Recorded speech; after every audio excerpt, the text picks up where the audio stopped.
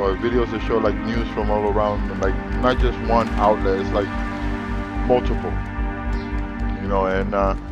and dude. I mean, the mainstream media, which a lot of these companies which have these newspapers that are saying this fear,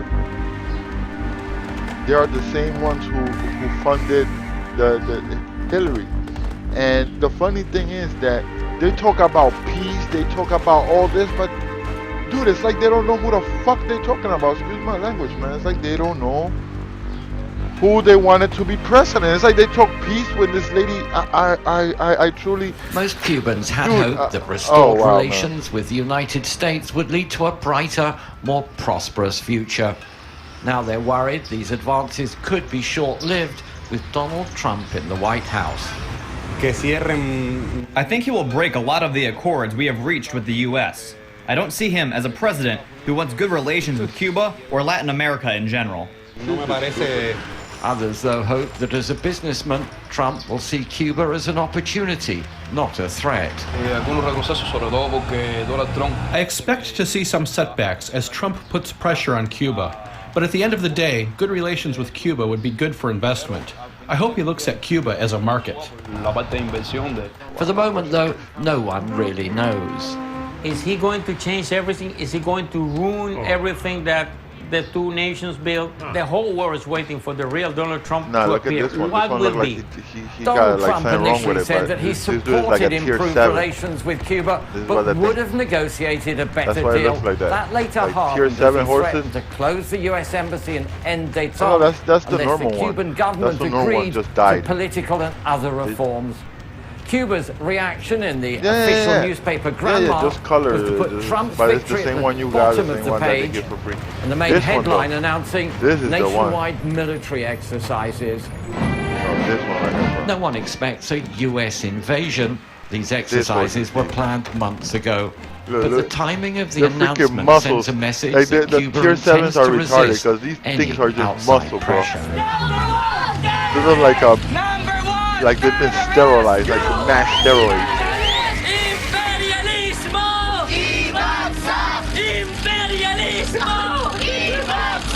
The what? We are not expecting that the U.S. will Dude, remove its man, control on the that thing Philippines and in the will Asia beat you up with a Pacific. But muscle. under the presidency of Trump, we expect it to worsen with his anti-Muslim, anti-black, and anti-immigrant declarations. It is a clear declaration that yeah. there will be an increased war of aggression by the See, imperialist it's United good. States. It's the white stands out. The protesters, who were mainly students, gathered Anti-protest outside the U.S. held in Embassy. They Philippines. burnt a Yes. photo of President-elect Trump. Anti-U.S. sentiments have been on the rise in the Philippines in recent months. The tensions exacerbated I'm telling you, people when when they don't President know how, they Rodrigo don't know what Duterte shit came to into talk, and office a then you few have months these ago. paid Duterte has openly opposed the protesters presence of who American get paid troops on to his country's incite soil. shit. I He mean, has said he would diminish Trump hasn't complete even military gotten drills into the between the freaking Filipino White House. and American The troops. man hasn't even. In his like, the man 10-minute call with doesn't have any ROK power as President of Park yet. Geun-hye, They're Donald already Trump talking up to assured him like Seoul he's that the the one that U.S., has under droned his their whole leadership, entire family. would defend South Korea I'm telling you, against people any are just threat retarded, coming bro. from the This north. world is just full of It's the morons. type of assurance many South Koreans Fucking moronic were hoping idiots. to hear, but This is what the uncertain fuck they they would. are. That's because during the campaign, Trump, the candidate, said he would consider reducing the number of U.S. troops stationed in the South, now numbering nearly 30,000. That's if Seoul didn't pay a greater share of the cost of their deployment. A 2014 deal has South Korea paying 40%. Meanwhile, on Thursday, an official publication in the Democratic People's Republic of Korea warned the U.S. against confrontation. Without mentioning Trump by name, the newspaper condemned Barack Obama's policy on Pyongyang and said it had only left a bigger burden for his successor. During his campaign, Trump had said he'd be open to meeting with DPRK leader Kim Jong-un. That's despite a series of nuclear tests Look at that. He's conducted like by the the only North, president that which have has been largely said that. condemned Okay, around listen, the world, I'm gonna talk with including by the this North DPRK's Korean biggest loony trading partner, and see China. what the heck this dude is In like. Beijing on What the heck Thursday, is up on his officials were mind? cautiously optimistic I mean, about working really, with Trump. this is why I not don't just on understand. the Korean Everybody has issue, done the same, but on bro. trade. Everybody has just During the treated, like, campaign, Trump had threatened to slap U.S. tariffs to them, man. on Chinese goods, What the hell he want? causing some to fear What you he'd want, some start a ponies? trade war between the world's two biggest economies. 中美两国拥有 you 广 want some China Apple and the United phones? States have extensive What you want? common interests. What you want? To develop long-term, healthy, and stable economic a relations Mac Pro? are in the fundamental Mac Pro you interest want? of both countries. Yeah, okay, I give you a Mac Pro.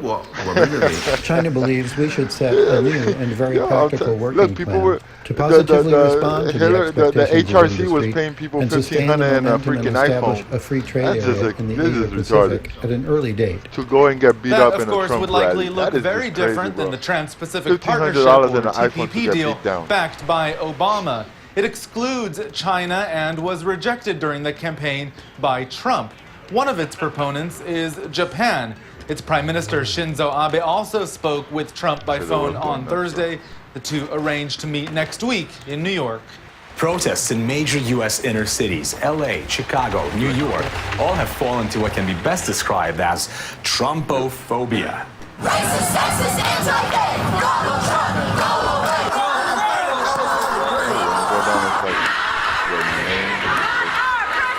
Not everyone's chanting and fist pumping. More law-abiding anti-Trumpers in New York took to plastering a subway wall with post-it notes, giving out some positive vibes. Mainstream media, especially on the progressive and liberal side, freaked out. CNN went further. ISIS this morning are actually celebrating Trump's victory. Yes, the network got the world's worst terrorists' reaction. There it is. Billionaire fool will destroy America himself. And get this, comparing the worst terror attack in U.S. history to the presidential election. You heard it. 9/11 and 11/9 are equally horrifying. BuzzFeed's already counting down to the next presidential election. It's in just over 3 years and 11 months, so hang on there a bit. And if you're suffering from the PTSD, or the post-Trump stress disorder, there is a crisis helpline. Thank you, Huffington Post. Well, dear MSM, maybe you should call it, since you obviously can't cope with the fact that America elected its president. Thank you. That's how their democracy works, and has been working perfectly fine for the past 229 years. Strong enough, apparently, to tell other countries how to do it properly, until that is, someone from outside the Capitol Hill Club gets the top job. A growing secessionist movement in the nation's biggest state got a kickstart after Tuesday's presidential election. Yes, California is pushing for California to secede and become a separate country. The group staged a day-long informational session Wednesday outside of the state capitol in Sacramento. Discussion of the idea exploded Wednesday on Twitter. I'm telling you, these people are just moronic, man. #CalExit rolled like, in at hundreds per minute all day. Many were like, on yeah. with the hashtag just not my separate this shit president and just in reference block to it off. Donald Make a Trump's wall around that election. shit. When They they want backed the like movement, federal but a aid, when they significant get that proportion also earthquake and they adopted the need hashtag to FEMA and they ridicule need. Oh, people just. We have an astonishing clip, of course, coming out of What CNN from a lady. Now, she was a protester in one of these protest movements yesterday. She actually claims that Trump supporters need to die. Take a look at this. Lily, your sign tonight said, our lives begin to end the day we become silent about the things that matter. If we don't fight, who's going to fight for us? People have to die for freedom where we're at today. We can't just do rallies. We have to fight back. There will be casualties on both sides.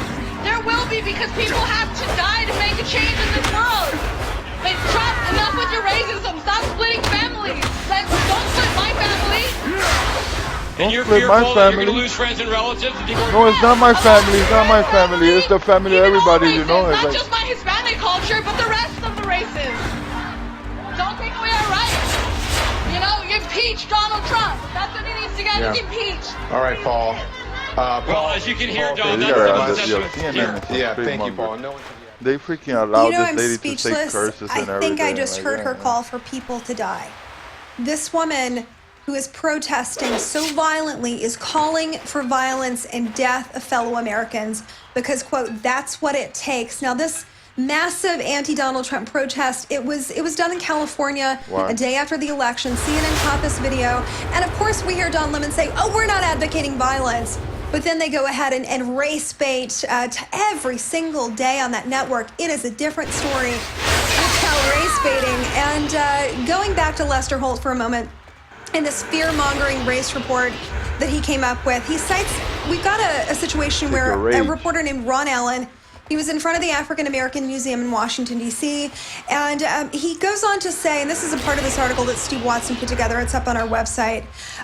This is what Ron Allen, who's a reporter, had to say. He said, outside the nation's African American History Museum, there's deep worry about President-elect Donald Trump's victory and the huge turnout by rural working-class white voters. The reporter then suggests that Trump was able to capture the White House only because of these disgruntled, idiot white Americans that are inherently racist and just simply afraid of diversity. Then he goes on to say this. They see what's been called white lash, rallied by a candidate who promised to ban Muslims, wall out Mexicans, and challenge the very legitimacy of the nation's first black president. This election seems more like an eviction, and he talks about how white America, the disgruntled, it plays hand in hand with what Barack Obama said about white Americans when he was campaigning. It wasn't a successful enough narrative not to, to deny him the presidency, but he said, those ignorant Americans clinging to their guns and religion. Well, if my memory serves me correctly, the only people that we've seen clinging to guns and religion, or swords and religion, are radical Muslims in this day and age. So this Ron Allen, the fear-mongering race report continues, and it's largely responsible for fueling the flames in this country, where we're seeing these incredible acts of violence and protests. We've covered the ones in Portland, Oregon, where we saw a mob of 100 cross a highway. One man was actually hit in that protest. Coming out of Oakland, we saw rioting. We saw an American flag burn in the Portland incident. One Trump's supporting party was underway in San Francisco, and we saw violent acts there. And Paul Joseph Watson, the brother of Steve, he's coined a sister article, if you will, that talks about the violence that's continuing in America. And he actually put a video up, and this black mob is seen viciously beating a white Trump voter. And you can hear one of them say, "You voted for Trump, you're going to pay for that SHIT." Now, Paul points out in this video clip, and it's really violent. It's very shocking. This is coming outside of Chicago. It's a mob of black young men viciously beating an older white man because he voted for Donald Trump. They are dragging him through the streets as he hangs out of the back of the car. The clip, now there are two separate clips of this. It shows them repeatedly screaming, "You voted for Donald Trump," as they assault him from every single angle. They steal his belongings. They take his car. Another woman who is onlooking, she's shouting, "Beat his ASS." And then another man is heard laughing on this tape, "Don't vote for Trump." We have two videos of this incident. One is being called, it was dubbed and put up to the F Donald Trump song. It's a phrase now that's being chanted in these protests across the country. And this poor man, you can actually see him. His hand is stuck in the window. They actually drive off with his car, if you can believe that. And the scene is absolutely insane. They're, of course, accusing him of being linked to the, quote, racist candidate, when overwhelming, the American population they spoke, we don't even actually believe the real number that was reported. We think that it was greater for Donald Trump, just from our experience of being on the ground covering Trump rallies and Trump movements. And we know that he had massive turnout. Owen and I were on the desk in real time watching the election unfold, and I have to tell you, the map was so overwhelmingly red everywhere. It was unbelievable. And this crazy narrative that the mainstream media is putting out there for very susceptible minds is that Donald Trump is a racist. And I'm here to tell you, we've done the research, we've been on the ground. I know that this man has a heart for America and for the American people, all American people of every race, color, and creed, and that is very, very noticeable every time he speaks. And these crazy mainstream media hacks They have done a bang-up job, let me tell you, of inciting violence. What's been a night of unrest Yes. as anti-Donald Trump protests erupt in about 20 cities across the country. And growing in downtown Los Angeles, we've been keeping an eye on this demonstration. Thousands of people pouring onto the 101 freeway overnight, blocking traffic in both directions for several hours. Police arrested more than a dozen demonstrators there. Large crowds also rally against Trump's election in New York, Chicago, Dallas, and Seattle, with police making arrests in nearly every city. We went to one of those protests here in Manhattan. Overnight protesters hit the streets from coast to coast. Seattle, Chicago, New York. Thousands of people marched in at least 10 cities, speaking out against President-elect Donald Trump. I'm here to show solidarity with people who've been affected by the hatred that Donald Trump's rhetoric has invigorated in this country. Here in Manhattan, crowds chanted things like "Dump Trump" and "New York hates Trump" as they blocked the entrance of Trump Tower, where the president-elect was said to be home at the time. I'm a Republican, I'm a woman. I have never come out to a protest, and I've never felt so passionately about anything being wrong in my life. As a Hispanic woman, I don't feel safe in this country anymore. In California, demonstrators gathered on the 101 in Los Angeles, shutting down the freeway. And in Oakland, people set multiple fires on city streets, forcing police in riot gear to move in and use tear gas. I don't want a president that represents everything that is negative about this world. I would rather have a president that's positive and peaceful. And in the nation's capital, No Trump, no KKK, no racist USA. people gathered outside the White House before marching to the newly opened Trump International Hotel. I am terrified. I come from a family of political refugees from Cuba, and I'm very grateful to this country for having accepted us. We unfortunately have. And I'm terrified. Donald Trump doesn't represent me or my community. I have two daughters. It's really important that I set an example, that I don't abide by misogyny or bigotry.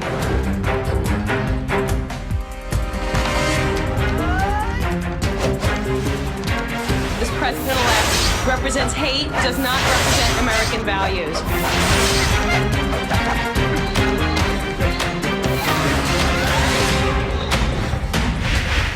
My greatest fear is that I feel like people are afraid, and I work in public schools, and I see students of colors, I see students from immigrant families who are afraid of how they're going to be treated, and it scares me, and I want to fight for them because they are Americans, they deserve to be here, they deserve to be treated equally, and they deserve a promising future.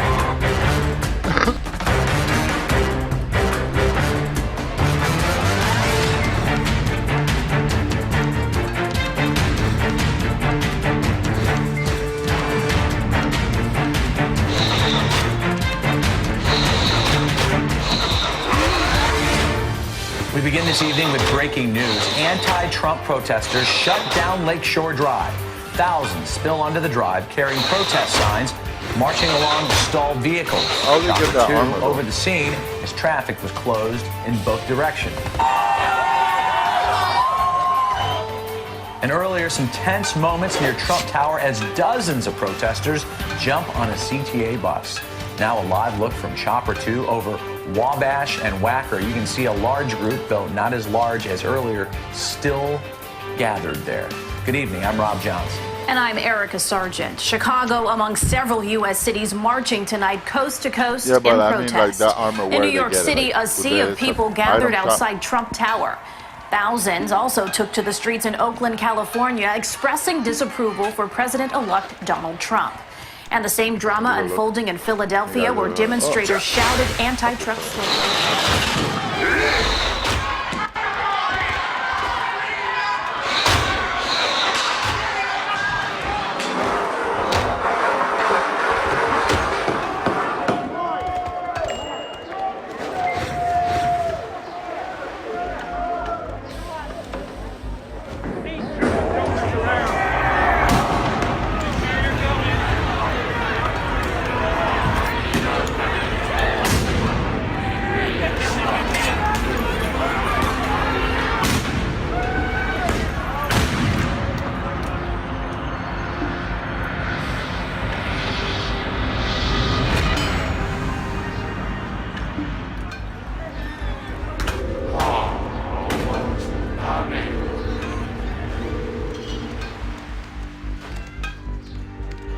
So one of them is.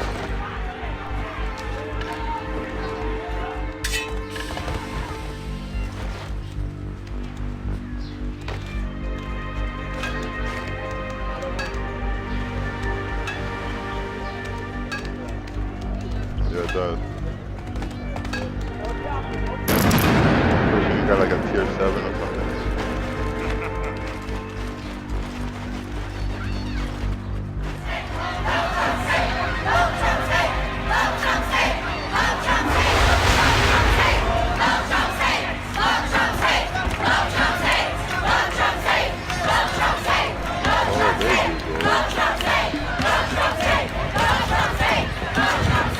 Love Trump's hate. You hear these people from around the people? Love Trump's hate. That means you're loving hate.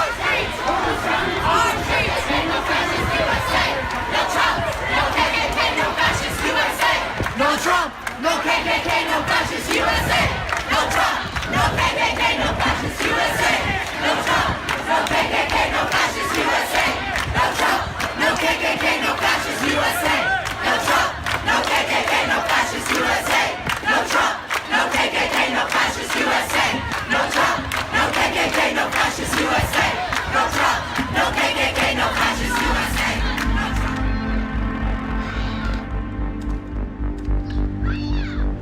Oh, see, okay, that's why my Kanai wasn't doing that much damage, because for some reason I freaking unclicked 2.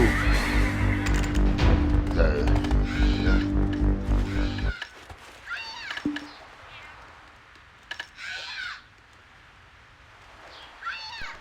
309% damage.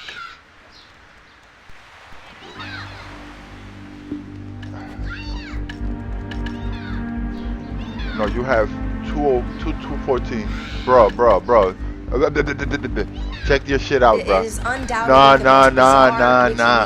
This is why it's slow, nah. Chairman John Bro, Podesta because yours was you invited gotta to see a the rate, the cooking accuracy. dinner by performance artist That's Marina why this shit has Abramovic. Now, accuracy. This is an Yeah. occult ritual, and she says herself that if you perform it in an art studio, well, then it's art. But if you perform it privately at a, let's say, at a dinner party, then it actually is an occult ritual. And this was founded by Satanist Aleister Crowley.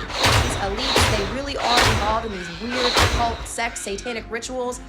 But here it is, right here in black and white. So this is the WikiLeaks email. It's sent from Marina to Tony Podesta, who is John Podesta's brother. Dear Tony, I'm so looking forward to the spirit cooking dinner at my place. Do you think you'll be able to let me know if your brother is joining? So then Tony forwards it to his brother and says, hey, are you in New York City on Thursday? Marina wants you to come to dinner. And Mary, which is John Podesta's wife. So hey, bring the wife too to get involved in this. So spirit cooking refers to a sacrament in the religion of Thelema, which was founded by Aleister Crowley. It involves an occult performance during which menstrual blood, breast milk, urine, and sperm are used to create a painting. Now, like I said, according to this performance artist, it has to be a performing in an art gallery like she's doing in the video. Yeah, but that's why there has to be a downfall to the shuriken. Spiritual ceremony. Mike Cernovich was they all over this last night as they're well. Not gonna make something talking so about OP so mobile. Spirit cooking being an occult practice used during sex cult rituals. Okay, here we go. Okay, no, damn Spirit it. Cooking We both with have the essential same thing. aphrodisiac recipes. This is a book that Marina Abramovic wrote with all of these occult recipes, telling people how they can take the essence out of these rituals. And, you know, does this look like a nearly 70-year-old woman to you? This woman is about 70 years old, and she looks damn good for her age. Just last year, on The Guardian, they were talking about reversing the aging process by putting young blood into older people. Okay, so this is real. This is something that's really going on here. And we had Stu Pachetic on the show earlier this week for the first time in 25 years. Yeah, you got me there, man. You got me there. You got me there. On the record to say it's actually the FBI. They are staging an internal coup against Hillary Clinton. Yeah, I'm looking for ponies. They do not want this woman in.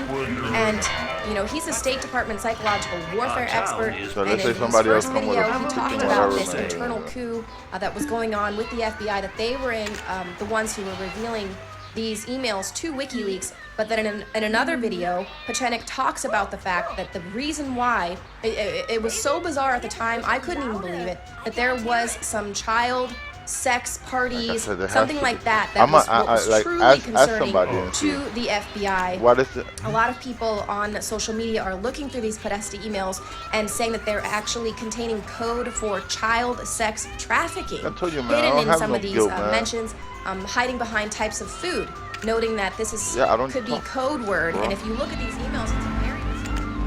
More people coming forward tonight reporting suspicious Halloween candy in Neenah. It comes after a Neenah mom posted this picture on Facebook of a nail in her daughter's Tootsie Roll. NBC 26's Stacey Ingebretson has more on this investigation. Stacey? Neenah police say they've received 3 more tainted candy complaints since Katie Van Dyke first reported a nail in her daughter Gracie's Tootsie Roll on Tuesday. This photo of the nail in her bleeding thumb has been shared on social media nearly 5,000 times. In the new cases police are investigating, one person threw away their questionable candy, but 2 others handed over their suspicious treats to officers to inspect. There appeared to be some possible tampering, maybe a foreign substance placed into a piece of candy. So we sort of left those alone. We didn't want to tamper and put our own DNA into that.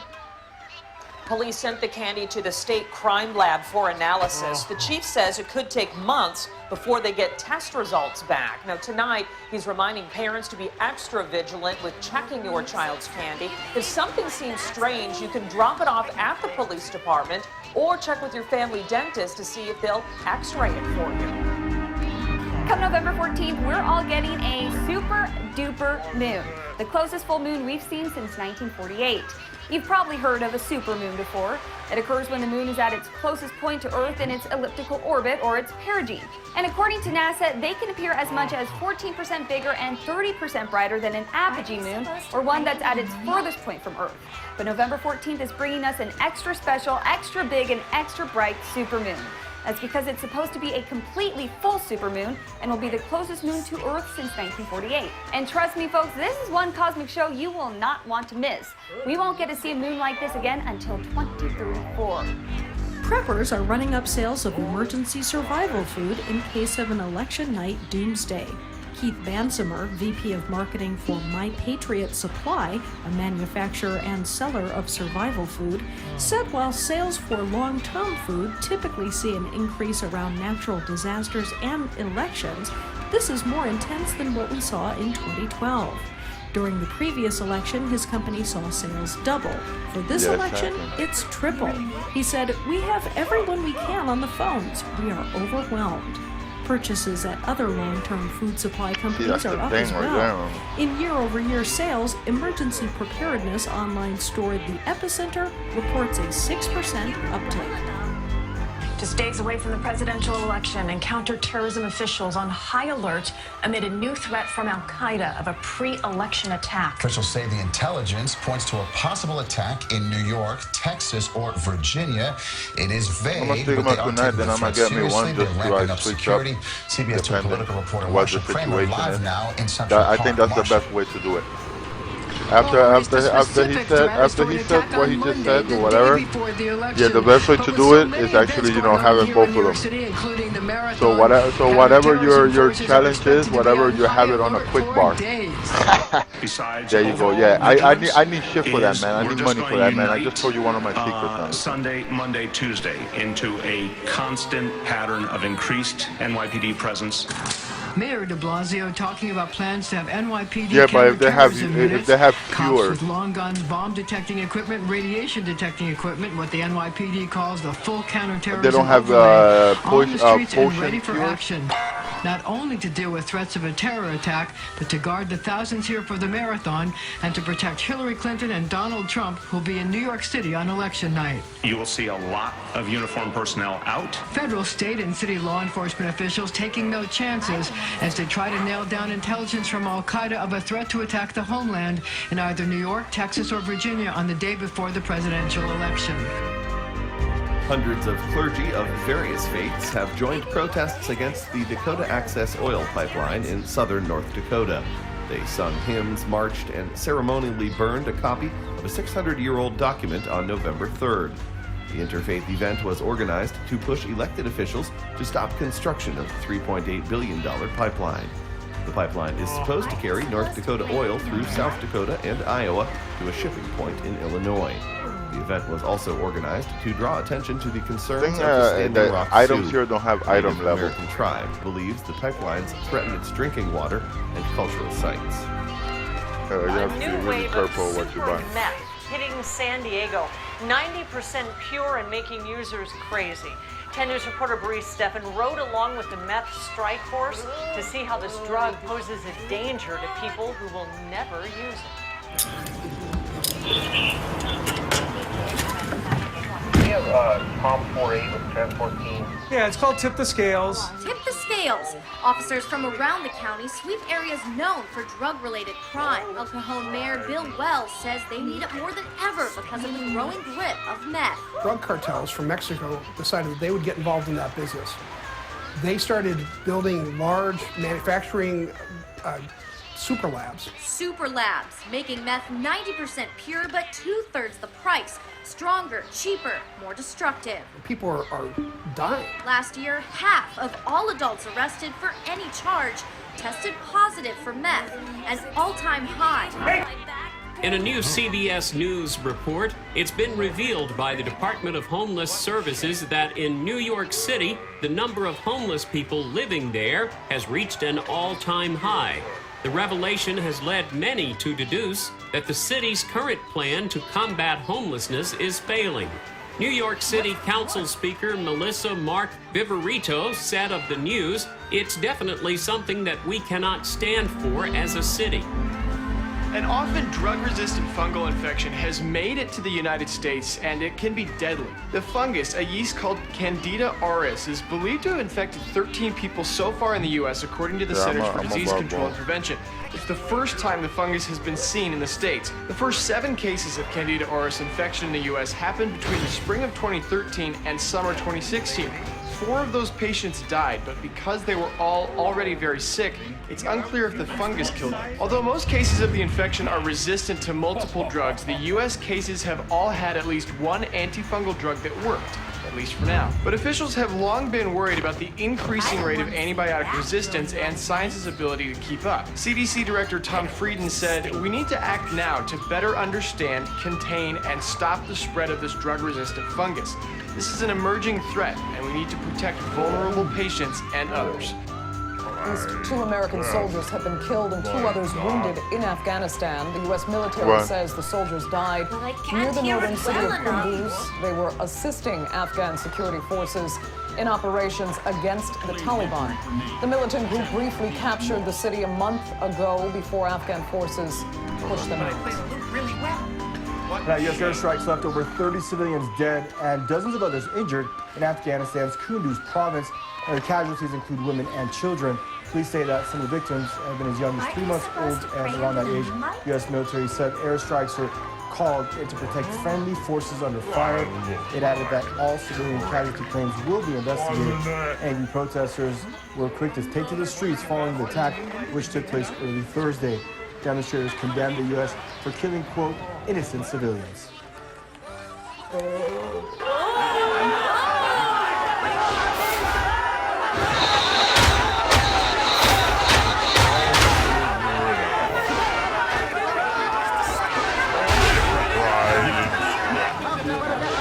7 people were killed from one family. My brother-in-law and all of his family were killed in this attack. See their bodies here? All members of one family. These bodies you see here are either children or women. They are not Taliban. All innocent children and women killed here. Look at the bodies. And protesters gathered outside the governor's office there in Kunduz. Some demonstrators are carrying the bodies of victims with them. Afghan President Ashraf Ghani said that he's deeply sad over the killings. Ghani also urged the military to do everything possible to prevent civilian casualties. Airstrikes occurred after a firefight with militants killed 2 U.S. soldiers and 3 Afghan Special Forces officers during an anti-Taliban operation there near Kunduz. The Pentagon says American soldiers were helping Afghan troops capture a Taliban position. Militants have intensified their attacks throughout Afghanistan, including in Kunduz province over the past month. Thousands of migrants are sent packing in Paris just a week after the closure of the jungle camp in Calais. French police cleared nearly 4,000 people from the makeshift camp outside the Stalingrad metro station on November 4th. The process reportedly remained peaceful. A spokesperson for the Paris Prefect of Police told CNN that 3,852 people had been relocated. Officials said those considered vulnerable would be taken to shelters in the Paris metro area, while single men would be relocated elsewhere around the country. All will be given the chance to apply for asylum. Most of those at the camp hailed from Afghanistan, Eritrea, Sudan, and Ethiopia. Attempts to clear the camp over the past 18 months have always failed. Paris Mayor Anne Hidalgo told The Guardian, quote, "We cannot have camps of this nature in the city. We cannot have people living in such dirty, undignified circumstances." This is Khazir refugee camp. So many have come here since the push on Mosul intensified that the camp's population doubled. Security is tight. Camp authorities say anyone could potentially be a Daesh member infiltrating the camp. Food supplies are even tighter.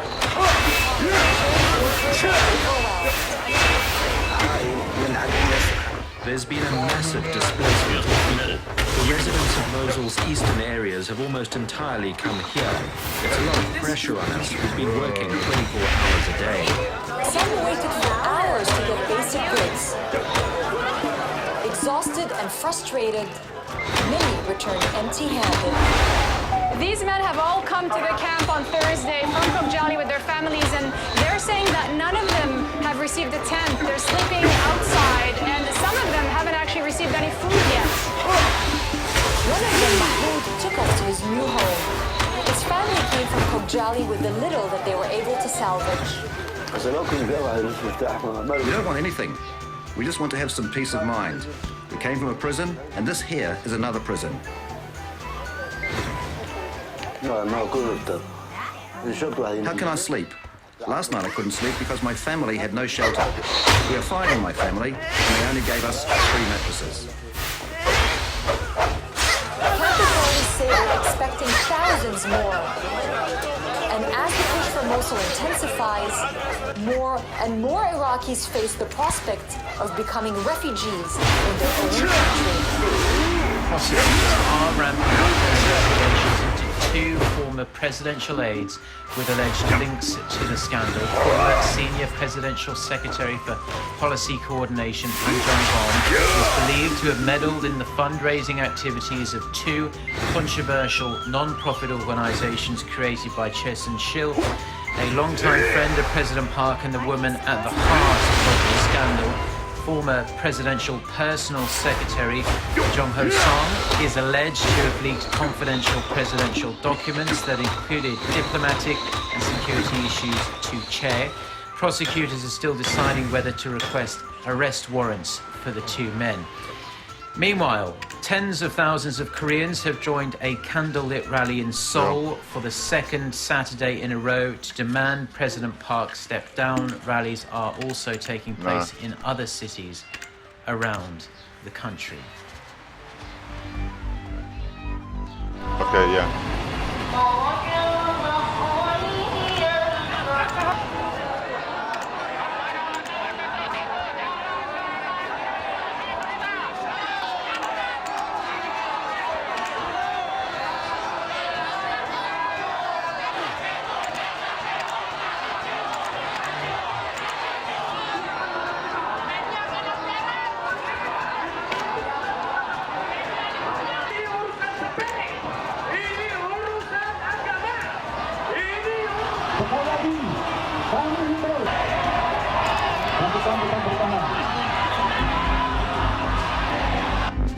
The Independent report into the response of the UN forces in South Sudan, known as UNMISS, concluded that there were multiple failures of leadership when they failed to respond to requests for protection during an outbreak of violence in July.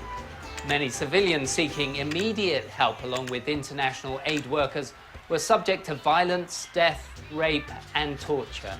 The report says UN forces, despite being close to the scene of such abuses, failed to respond to cries for help, even though their mandate is to use all necessary means to protect civilians. In response, UN Secretary-General Ban Ki-moon has dismissed the Kenyan head of that force, Lieutenant General Ondieki. Kenya says he's being used as a scapegoat for the systemic failures of the UN peacekeeping system. President Uhuru Kenyatta says he will now withdraw over 1,000 troops from the mission. Since September, student demonstrations have brought chaos to university campuses across South Africa. At that time, the government announced universities could determine their own tuition increases for 2017, as much as 8%. Last year, South African President Jacob Zuma responded to the backlash of student protests by putting a stop to tuition hikes. But this time, student groups remain at an impasse with the government for a solution. A group of South African students frustrated over higher tuition fees clashed with police outside Parliament in Cape Town. Around 1,800 primary schools in the Indian capital New Delhi have been closed as the city faces its most severe bout of air pollution in recent years. Official data show that breathing the air in the city on Saturday was the equivalent of smoking 40 cigarettes. The city has been enveloped in thick smog since last week's Diwali festival, which saw hundreds of firecrackers set off. It's also suffered from crop fires in agricultural areas in neighboring states of Haryana and Punjab. Experts say other factors, including weather patterns, inward wind, and low dispersion of pollutants, have also contributed to the problem. 2 independent teams of researchers said the Ebola virus mutated during the 2013 through 2016 West African epidemic. Wow. The result, they say, is that the virus is now even more infectious. Scientists say that in the past, Ebola has mainly been found in animals and only recently crossed over to people. Now that the virus has a new host, humans, it naturally has adapted to better infect and spread to that host. Both teams are currently researching the virus to learn as much as possible about how to best prepare for maybe it's a GM. I don't know, Game Master? Or it's a regular player? Okay, no. That is a GM, man. It's like, that's a Game Master.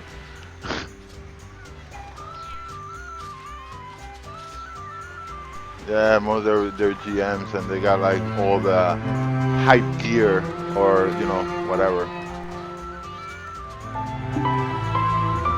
It's just demonstrations. As heroes, but in fact are our destroyers. Nah, man. Behind the shadows of a grand scheme, larger than the destruction they themselves conceive. The goal is imperial domination, and only few have risen against them.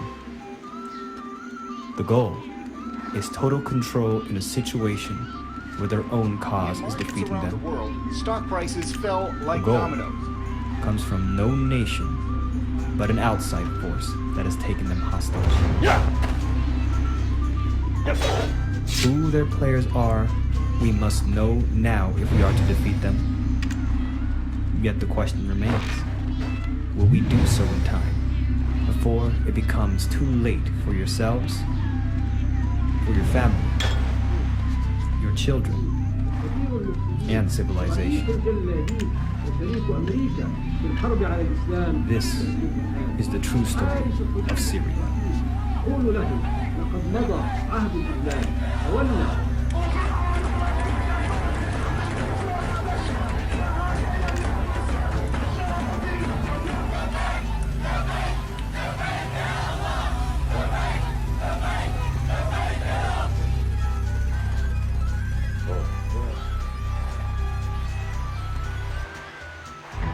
Well, when we went to Syria, it was sometime in October, and the situation was getting very tense there. So our flight arrived at around 3 in the morning. So you can imagine the surprise and the shock of the security forces when 3 foreign journalists arrived at a time when there was a media ban. It's an international journalist there. Well, we're here in the center of the Syrian capital. You can see behind me, traffic is just about starting to flow again. But going into the city, Damascus was rather peaceful. It was quiet, although very tense still, because everybody knows what was going on in the country. And what's interesting, I think, mostly for us is that we saw the kind of diverse opinions on what was going on. There was no clear two sides even. There were more than two sides. It was not, I want the regime or I don't want the regime. And there was one time we were interviewing a young man, and he was rather critical of the government, so he gave his point of view. And what you didn't see on the camera is that there was a group of men around him and us listening to what he was saying. And afterwards, after the interview was finished, they all came up to us and said, "Get us on camera. We want to say what we feel." And then we also spoke to those people who were protesting, specifically those who were on the streets in Harasta. That's about 20 minutes outside of Damascus.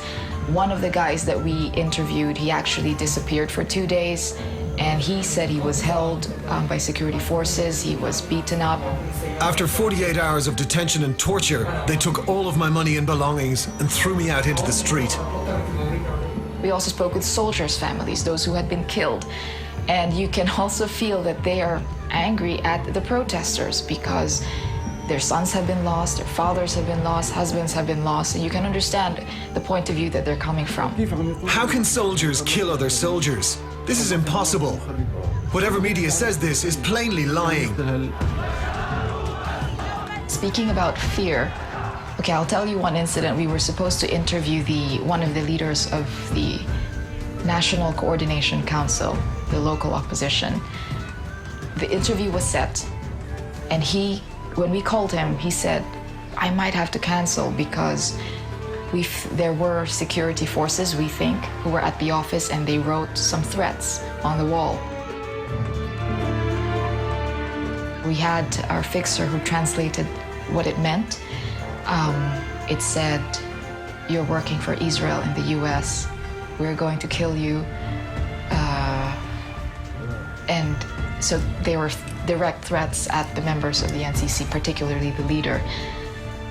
That was a scary time because they were just outside. We didn't know whether they would come in. And we asked our interviewee, "Are you scared?" And he said, "You only die once." So the Syrians are very, I felt, hospitable people. But when it comes to political talk, when it comes to expressing a political view in a crowd, it can really get heated. They would jostle. At the rally that we went to, it got pretty rough. Our camera was broken at some point. But that is your job. You go in there, you try to do what you can. You try to film as much as you can, try to put it in as much context. And we had to sometimes tell people, please calm down. Otherwise, we can't get anything on film. We're here in the center of the Syrian capital where thousands have gathered to show their support for the government. Now, this is a far cry from the images we've been seeing in other cities in the country where there have been reported clashes between security forces and anti-government protesters. However, one thing is clear, no matter where in this country. Whenever there'd be news about Syria, or whenever we would be airing news about Syria, I would really pay attention and bother everybody here and say, "I don't think that's correct. I don't think that's not as precise as I think it was." So I'd like to think that because of my trip there and my experience there, that when I see something about Syria, I don't take it at face value. I remember everything that I'd gathered and would look through it through that perspective rather than just what I see. Overseas now to Syria, which today saw one of the largest demonstrations there in months. It's been a year of uprisings and violent crackdowns across the region, but the crisis in Syria continues without let up, and today dozens more were killed. NBC's Ayman Mohyeddin is in neighboring Jordan and has our report.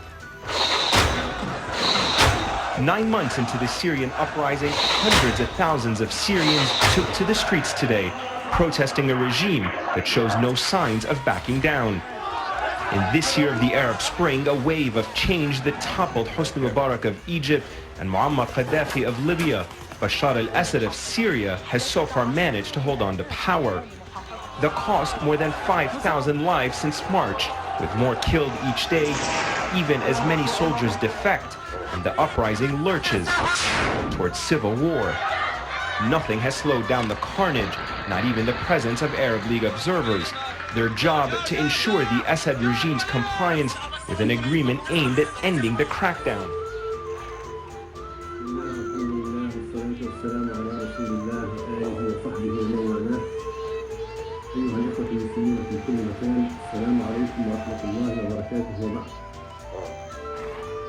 أتوجه برسالة اليوم لأهلنا في شام الرباط والجهاد والعزة والعروبة والكرامة، شام الانتفاض على الظلم، شام التصدي للظلم والظالمين، شام التضحية والفداء، شام الرفعة والإباء. أقول لهم: سلام عليكم أيها الأحبة الأبطال، سلام عليكم أيها المجاهدون الآمرون بالمعروف والناهون عن المنكر، سلام عليكم أيها المظلومون. Today, the government of Libya announced the death of Muammar Gaddafi. This marks the end of a long and painful chapter for the people of Libya. You have won your revolution, and now we will be a partner as you forge a future that provides dignity, freedom, and opportunity. قولوا له بل أنت زعيم عصابة المجرمين، قولوا له لقد مضى عهد الإذلال وولى زمن الخداع. I am confident that Assad's days are numbered. The world will not waver. Assad must go. We both agree that Assad needs to go. It is just further evidence that Assad has to go. He is no longer legitimate and that he needs to go. For the sake of the Syrian people, the time has come for him to step aside. Assad is on his way out. We all need to be thinking about the day after Assad. Assad has lost all legitimacy, that his time has passed. President al-Assad has lost legitimacy, that he needs to step down. As I have said many times before, Assad has lost all legitimacy, and Assad must go. Assad will leave power. Assad is standing in their way. And everyone can speculate about what that would mean for President Assad.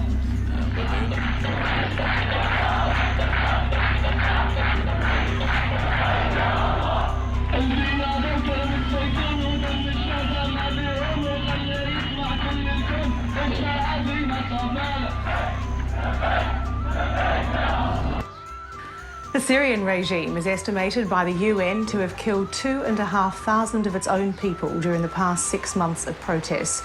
But President Bashar al-Assad is unlikely to face the same UN-endorsed military action or the level of sanctions that helped rid Libya of its dictator Muammar Gaddafi. And for that, Assad can thank Russia. According to Moscow correspondent Norman Hermont, the Arab Spring has cost Moscow crucial Middle East allies, and it's determined to hold on to its influence in Syria.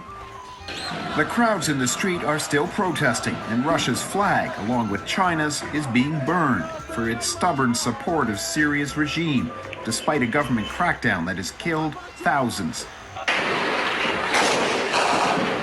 But Russia's president says Moscow has no plans to back sanctions against Syria, a long-time Mideast ally. We must not idealize this situation, says Dmitry Medvedev. We must approach it from a balance of strongest interest. Russia's interest in Syria has everything to do with arms.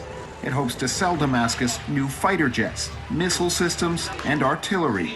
In all, about $4 billion worth of contracts. Moscow is not about to lose another Mideast customer, says this analyst, without a fight. All other countries, they are not our kind of clients. They are clients of the United States, France, Britain. And if Syria also will follow, we will lose almost all our clients in the Middle East. The Arab Spring has not been good to Russia. Its ties to Muammar Gaddafi go back decades, and Moscow only reluctantly recognized Libya's new government. It was the 73rd country to do so. That may put billions of dollars of construction and oil contracts at risk. Now, many say, the same scenario is playing out in Syria, where Russia has billions invested and a major naval base. Russia has a lot to lose in Syria, and that is why Russia wants to find out the less destabilizing way out of the situation. More than anything, the Kremlin wants to be seen as standing by Syria. We begin tonight with an important story, details of which may sound very familiar to a lot of Americans given our history over the past few years in places like Iraq.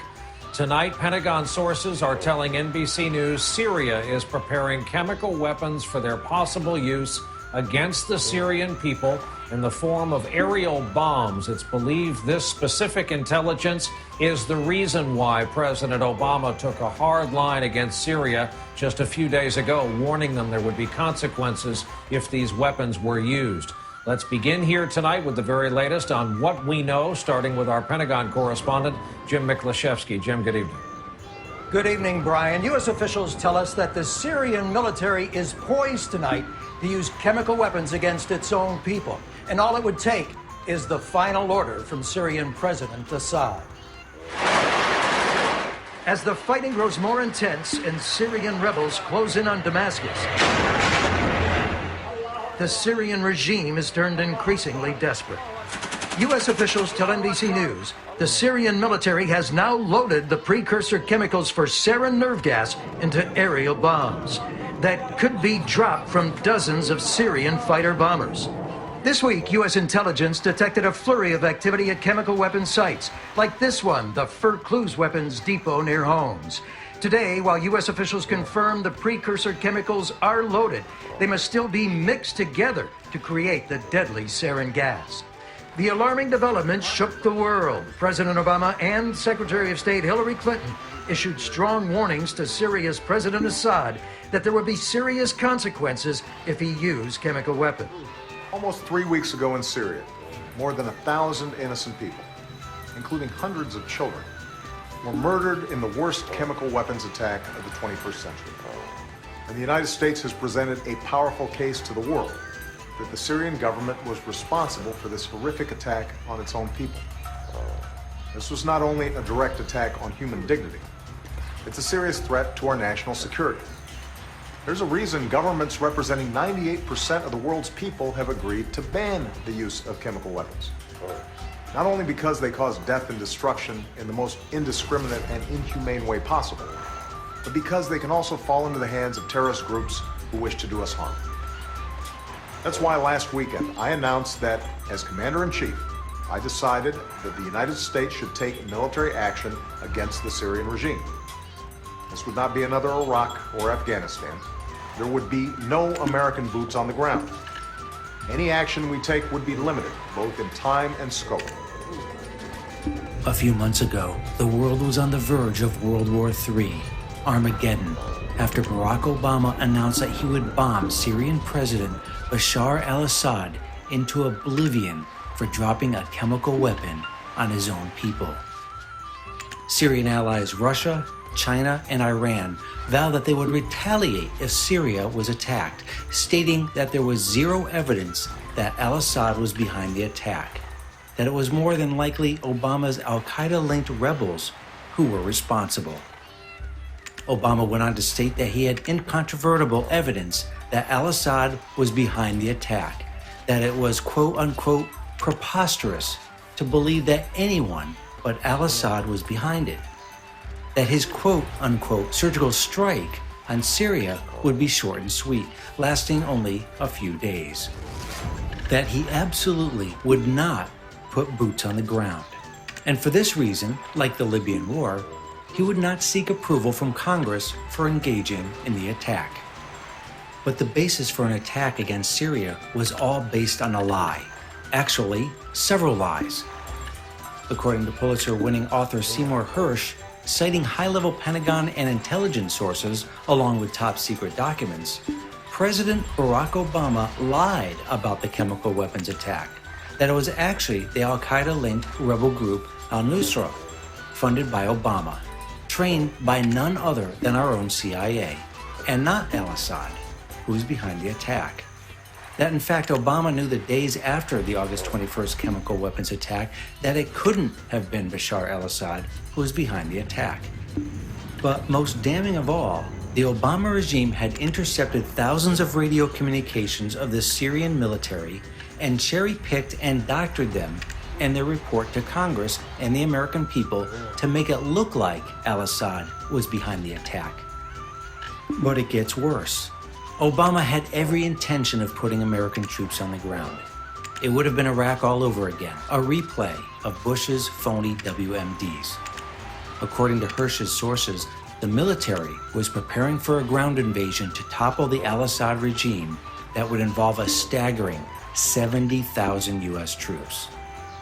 It was only the Joint Chiefs of Staff, led by General Martin Dempsey, who put a stop to Obama's madness, along with the American people who refused to fight another one of Obama's unconstitutional wars. Dempsey estimated that to topple the Assad regime, it would take months, if not years, hundreds of aircraft, ships, and submarines, along with the thousands of U.S. troops to carry it out. In other words, a full-scale war with America on one side and Syria, Iran, Russia, and China on the other side. I am personally shocked and horrified by the tragic incident in Hula 2 days ago, which took so many innocent lives, children, women, and men. This was an appalling crime, and the Security Council has rightly condemned. And I extend my profound condolences. The public mind has been drowned out by shouts from the Western sphere of influence, led by former British Prime Minister Tony Blair's doctrine of responsibility to protect, with complicity from the U.S. governments of George W. Bush, continued by President Barack Obama. Hoisting the flag of humanitarian intervention, the U.S., with obscure evidence provided by Tony Blair's British government in 2003, invaded Iraq.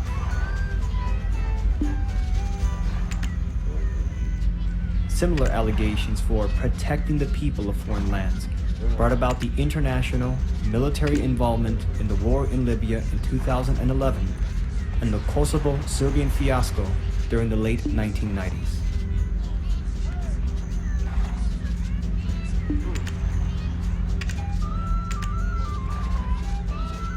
In these cases, under shouts for annihilating a brutal dictatorial regime, which in fact most of them were, false evidence was provided, U.S. constitutional laws violated, all in the name of toppling dictatorial regimes under the auspices of protecting their civilians. The circumstances that we faced then, but I think even if you look back now, it was better to deal with this threat, to deal with it, to remove him from office, and I do genuinely believe that the world is safer as a result. I believe he threatened. It is under this scope by which we are to examine what occurred in Hula, Syria, May 25th, 2012. This particular tragedy has again drawn the attention of the world to what is happening in Syria. Для нас совершенно не является главным, кто является во власти в Сирии, какой режим в Сирии. Главное для нас обеспечить прежде всего прекращение любого насилия. But the urgent thing now is to try to get such a political process started under whatever terms can be agreed between Kofi Annan, the Assad regime, the relevant opposition forces in Syria. That is what we are all united about doing. И когда некоторые наши партнеры, особенно из числа стран, которые расположены ближе к Сирии, чем Россия или Великобритания, начинают говорить, что только смена режима решит проблему, у меня возникает сомнение в искренности их заявлений о том, что они хотят прекратить насилие, помочь прекратить насилие.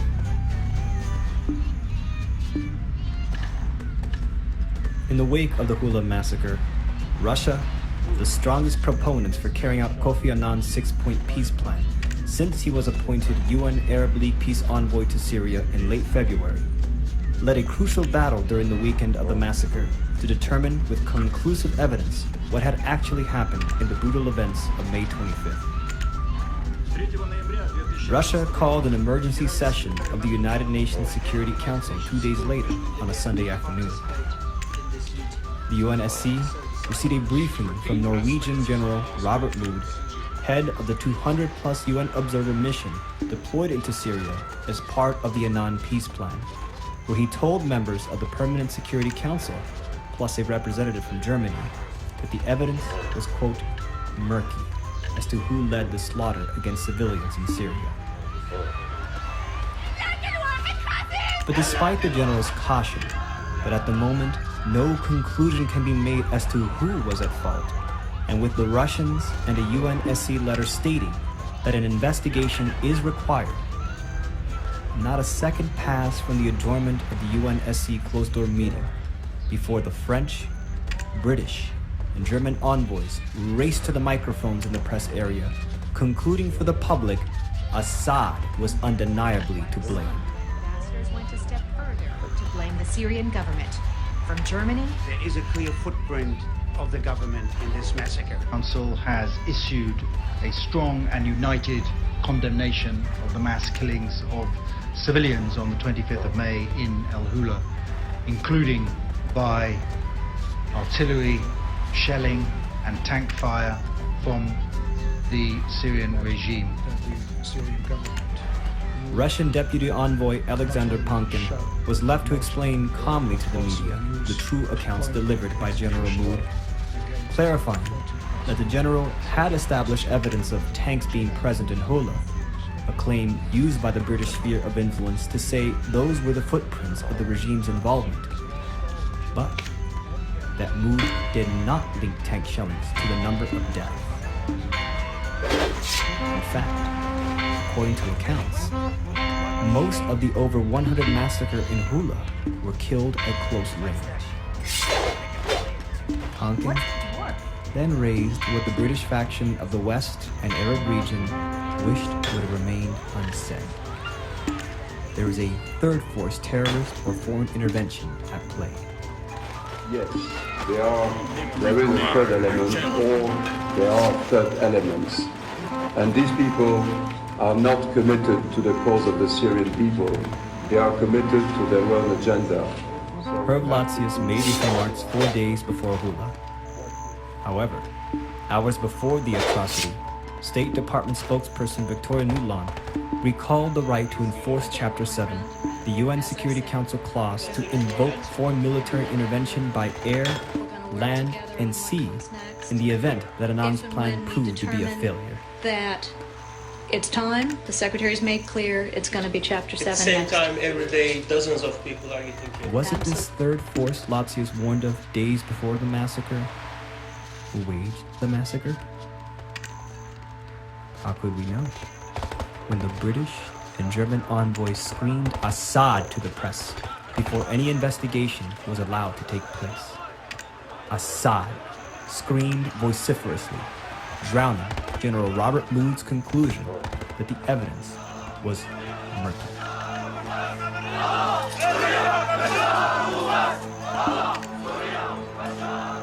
We would do that with our allies, bearing in mind, of course, what can be secured at the UN Security Council and what is practical and effective.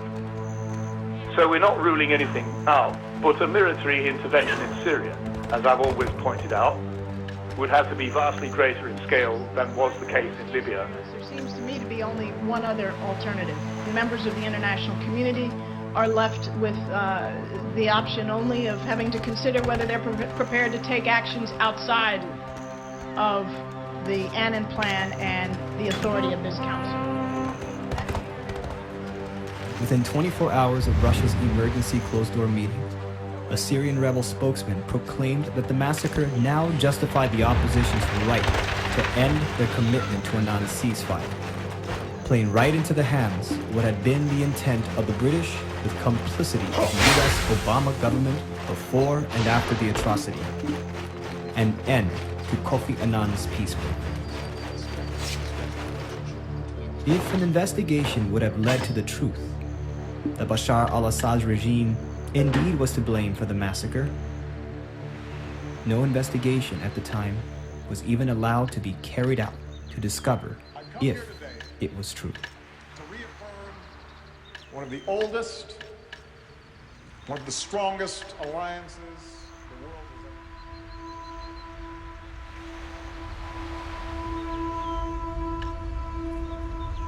ever. A few days after the hideous bloodbath in the Syrian city of Hula, 11-year-old Ali al-Sayed suddenly became famous in the Arab media. When armed men invaded the house of his family in Hula and murdered all the members of his family in cold blood, little Ali also dropped to the ground. The blood of his dead mother, who lay next to him, colored his clothes red. This saved his life, because the murderers thought that Ali was also dead. It is striking that the 11-year-old Ali twice described the murderers of his family as men with shaved heads and long beards. This definitely does not fit the soldiers of the Syrian army, but rather points in the direction of... According to eyewitness testimonies, the massacre happened during the time frame after the Friday prayers, when Sunni rebels attacked 3 Syrian army checkpoints around Hula. Despite the fact that Hula has a more than 90% Sunni population, almost exclusively families from the Alawi and Shia minorities in Hula were killed. Those killed include members of the Alawi family Shomaliya and the family of the Sunni member of parliament, since he was considered by the government Alawi. Immediately after the massacre, the culprits killed their victims, representing them as Sunni victims and distributing the victims in the The preferred targets of home terrorism are the unresistant. Taxi drivers, food vendors, mailmen, especially civil functionaries, were innocent victims of acts that led from secret assassination even fierce barbarity. Their throats were slashed, mutilated, cut into pieces, thrown into street corners or public transport. These acts of atrocity were then exploited by the media to impute the responsibility to the government forces.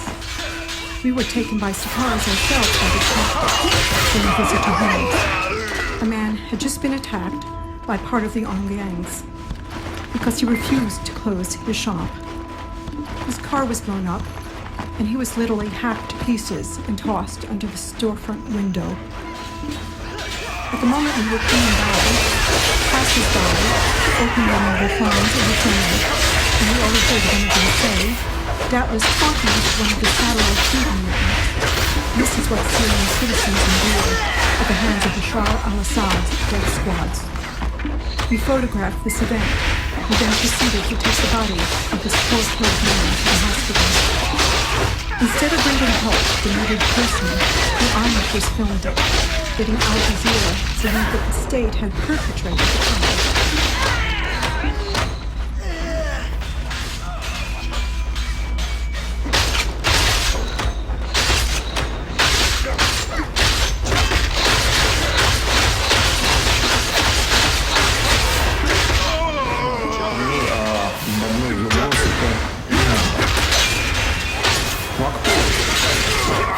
Помогала вооружать людей, которые в Сирии боролись с Асадом, то создавал благоприятные политические информационные чемпионы, то подталкивал поставкам оружия.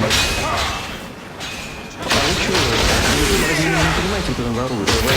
Там воюют наемники. В основном. Вы знаете, что там платят деньги? И они воюют там, где платят больше. Они вооружились, не платят определенные суммы. Они даже не желали эту сумму, которую им платят. Они там воюют, воюют, причем вы не знаете, что в другом месте чуть-чуть можно побольше платить. Они там туда перетекут. Вот они захватили сторожение, не сумеют, не Ирак или на Сирию. Нет, нет, не бывает. Потому что, знаете, квартиры продают. Почему вы санкции не накладывают на всякую вещь? А что, разве Соединенные Штаты не знают, что это делают? Это разве не их союзники этим занимаются? Они что, имеют силу возможности повлиять на своих союзников, или они не хотят влиять? Зачем нам это? Вот там начали нефть добывать и больше платить. И там часть сразу перетекла так называемой цивилизованной оппозиции. Сразу же перетекла к режиму.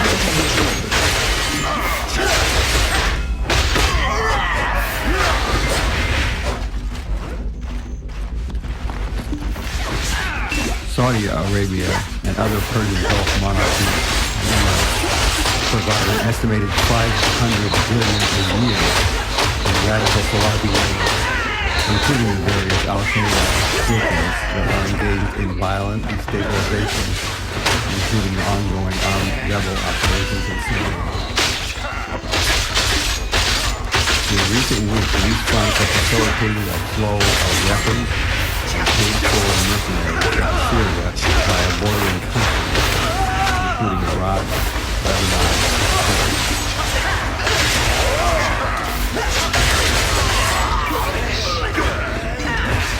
Concentration of black market weapons along the Syrian borders is unprecedented.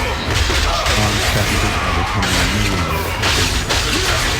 Saudi Arabia and other Gulf states are bankrolling the recruitment, arming, and deployment of Sunni mercenaries who have been sent into Syria to fight against the Assad government and the Syrian security forces.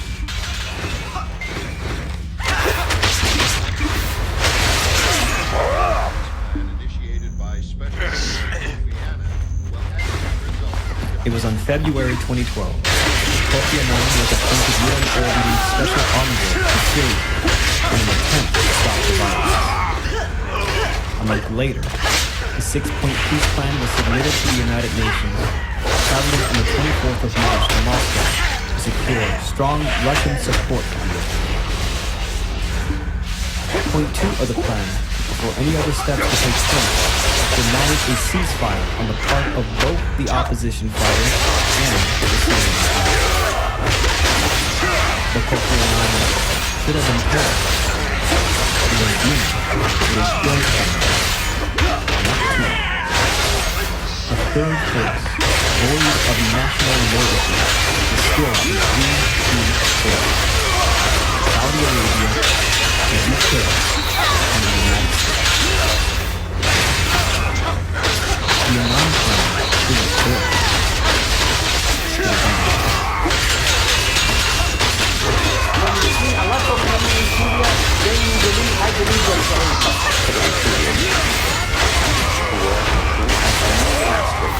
يعني بمعنى أدوات عسكري بطابع أمني. أدوات عسكري بطابع أمني، يعني كل هذا الطيف الذي تشتغل سوريا هي أدوات عسكري لكنه بطابع أمني استخباراتي. هذا نظام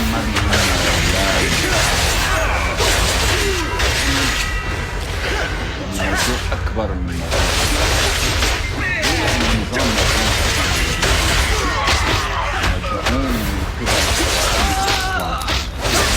completely against armed uprising, as well as we are against current to declare that very clear, very loud.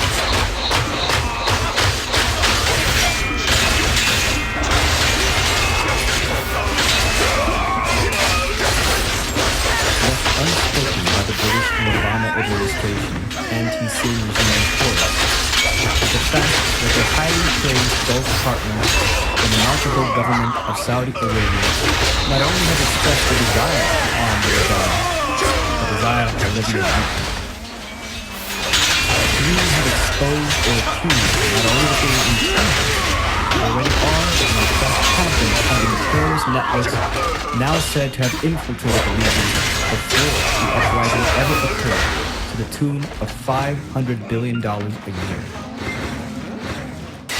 Left unspoken, not obviously, but out of an unofficial commitment to a global imperial agenda in place since September 11, 2010.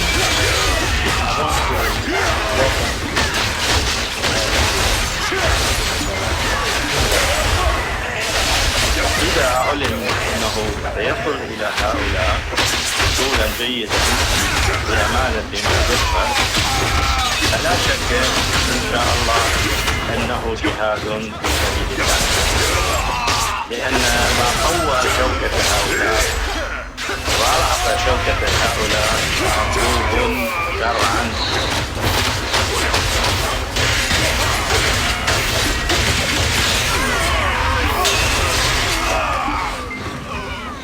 During the uprising, Saudi Arabia and the Gulf neighbors said to be hiring mercenaries to operate in Syria, have since established refugee camps within the Turkish borders.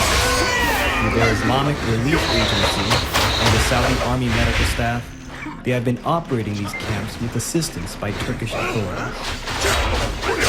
With Iran inside these camps, almost no one can verify.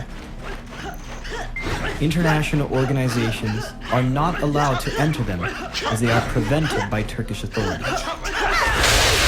The argument is that the refugees are not in the refugee status. They are defenseless, and therefore not covered by international refugee conventions.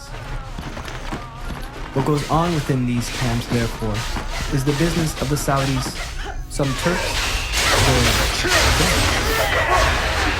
no one knows.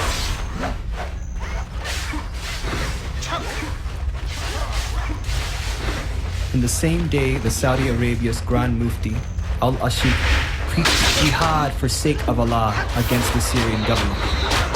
King Abdullah of Saudi Arabia, in a meeting in Riyadh with his Jordanian counterpart, proposed negotiations with the Jordanian king to permit weapons shipments into Syria to extinguish the economic system. Publicly, the exchange was said not to have been accepted, though a Jordanian official commented that the position was unlikely to remain, saying, "We are a non-interventionist country, that if it becomes force majeure,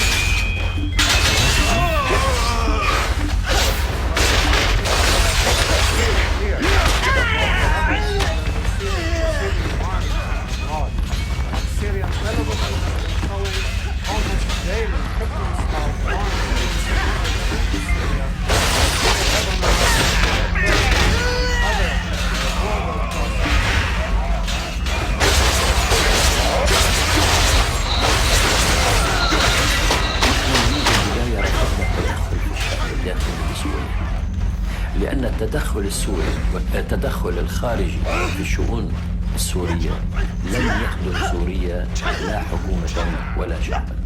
التدخل الخارجي سيزيد من تعقيد الأزمة.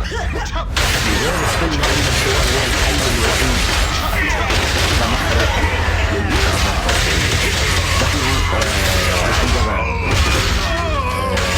نحن رأينا موقف روسيا كان موقفا حكيما، موقف الصين، لأن فعلا التدخل الخارجي ولنا أمثلة كثيرة في المنطقة. عندنا أمثلة كثيرة في المنطقة. إلى أين أدى التدخل الخارجي العسكري في شؤون دول؟ هل أدى إلى الاستقرار؟ هل لغاية الآن في أفغانستان بعد مرور أكثر من 10 سنوات هل استتب الاستقرار والأمن في أفغانستان؟ أبدا.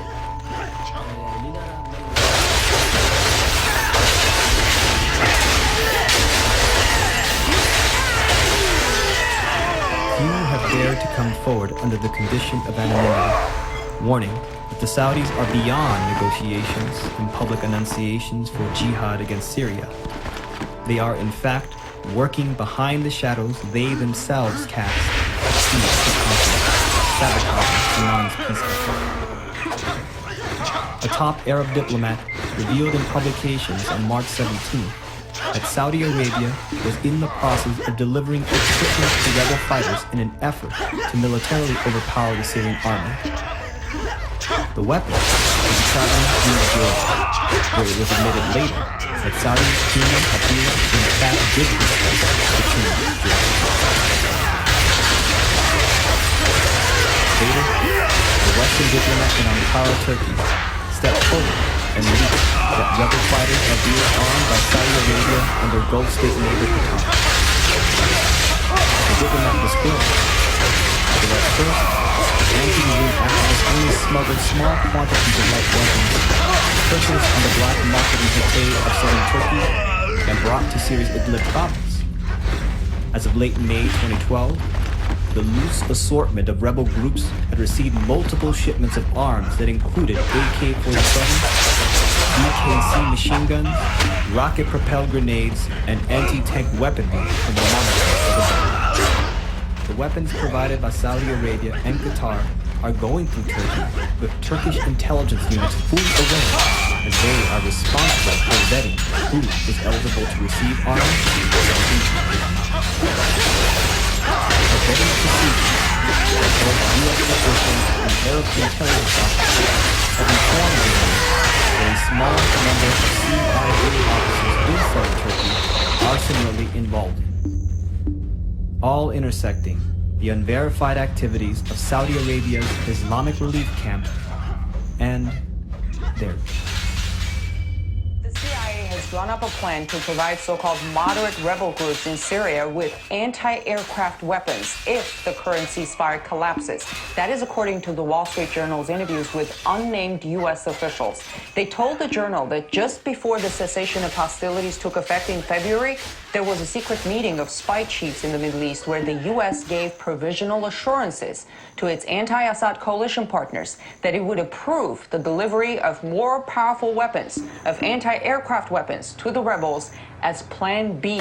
Plan A being, of course, getting the political process on track. That is what's happening in Geneva this week.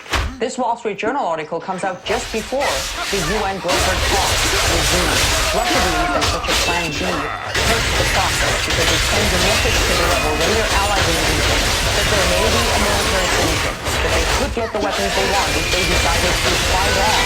Those really pushing for arming the rebels against Assad have been Saudi Arabia and Turkey. Over the years, they have funneled weapons into Syria. Because of the fluid lines between the so-called moderate rebels and extremists, many of the weapons ended up in the hands of terrorists like ISIL and al-Nusra. التطلعات والمطالب المشروعة للشعب السوري بالحرية والديمقراطية وحقه في رسم مستقبله واختيار حكامه وفي التداول السلمي للسلطة إدانة أعمال العنف والقتل وإيقاف نزيف الدم والتمسك بالحل السياسي والحوار الوطني ورفض التدخل الأجنبي في الأزمة السورية المنطقة العربية. هناك أن يساهم في الحفاظ على أراضيها وسيادتها الإقليمية التي تعيشها الشعوب العربية. لا أحد يريد الإضرار بسوريا، ونحن نعم مع فكرة المعارضة التي تقدم بالأهلية.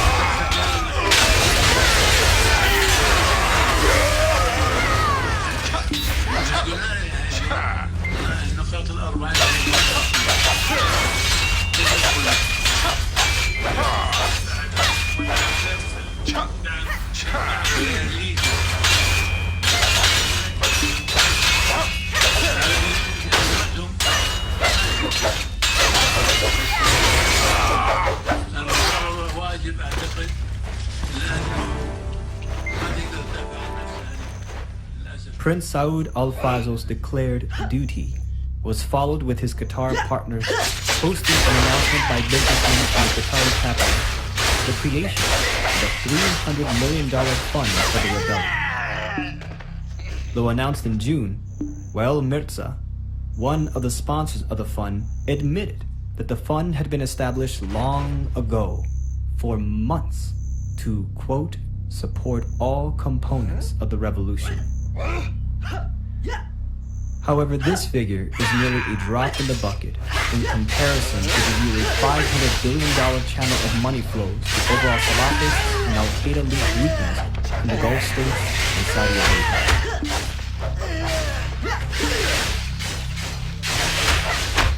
It is within this backdrop that Syrian expert in strategic affairs, Salim Harba, disclosed that the arrests of 700 gunmen in Bab al-Amr in early March were composed of gunmen from the Gulf states, Iraq, Lebanon, with Qatari intelligence agents among them.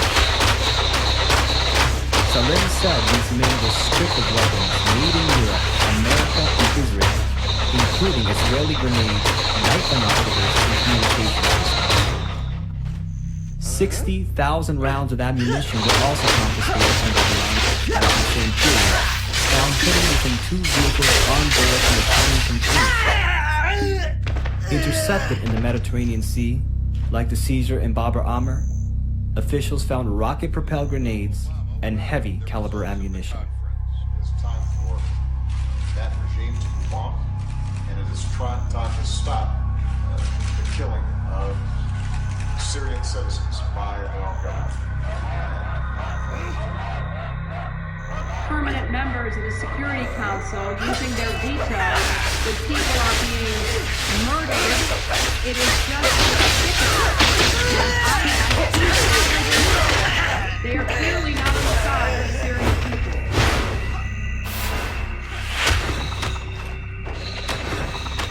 Why has so much attention been given towards the Russians as the purveyors of injustice? Russia is now being blamed in all crimes without any proof. Let's just take, for example, the attack on the humanitarian aid convoy. We know who hit it. It was one of the terror organizations in Gaza. And we clearly know that the Americans are aware of this as well. But they prefer blaming Russia without proof. That's clearly not right. This manner of acting at an international level is called pressuring and blackmailing. But with Russia, that has never worked and never will. It has stood in the way against the intended outcome of a global black ops operation between the Russians and a minority of patriots within the United States.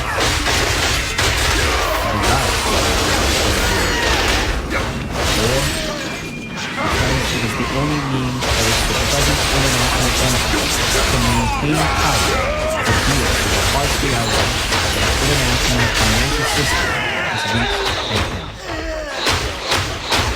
They would rather see a world engulfed by war, savage destruction, and famine than witness the rise of an alternative asserted through the powers of national sovereignty against the ancient rule of monetary law. U.S. media reports say American and Russian fighter jets had a confrontation with Syrian airspace, highlighting a chaotic situation in which Russia and the U.S.-led coalition are bombing targets in support of different factions on the ground. Newsweek magazine reports at least 2 Russian bombers struck what the Pentagon described as a border garrison on Thursday near Jordan, which houses around 200 U.S.-supported rebels. The Los Angeles Times says the U.S. diverted its fighters to the area to stop them. Try to oppose the United States. I want to be clear to those who wish to do us harm. I want to be clear to those around the world who want to destroy our way of life and that of our allies and friends. The United States military, despite all our challenges, despite our op-tempo, despite everything we've been doing, will stop you, and we will beat you harder than you've ever been beaten before. Make no mistake about that. Russia, China, Iran, and North Korea went to school on us. They closely watched how we fought in 91 and 03. They studied our doctrine, our tactics, our equipment, our organization, our training, and our leadership. And in turn, they revised their own doctrines, and they are rapidly modernizing the military today to avoid our strengths in hopes of defeating us at some point in the future. Recently, a senior Russian official, ambassador to the United Kingdom, Alexander Karamenko, he said, quote, "The established world order is undergoing a foundational shakeup with the Crimea, Ukraine, and Brexit." He went on to call for the dismantling of NATO and the European Union. And he said, quote, "Russia can now fight a conventional war in Europe and win. Russia is the only country that will remain relevant forever. Any other country is dispensable, and that includes the United States. We are endgame now," end quote. Russia's defense ministry has vowed to shoot down any perceived threat in Syria. It follows a wave of claims in the foreign press that the White House is considering direct airstrikes on Syrian army positions. Let's now discuss this with Daniel Hawkins, who joins me live from central Moscow. So, Daniel, tell us a bit more about this latest development.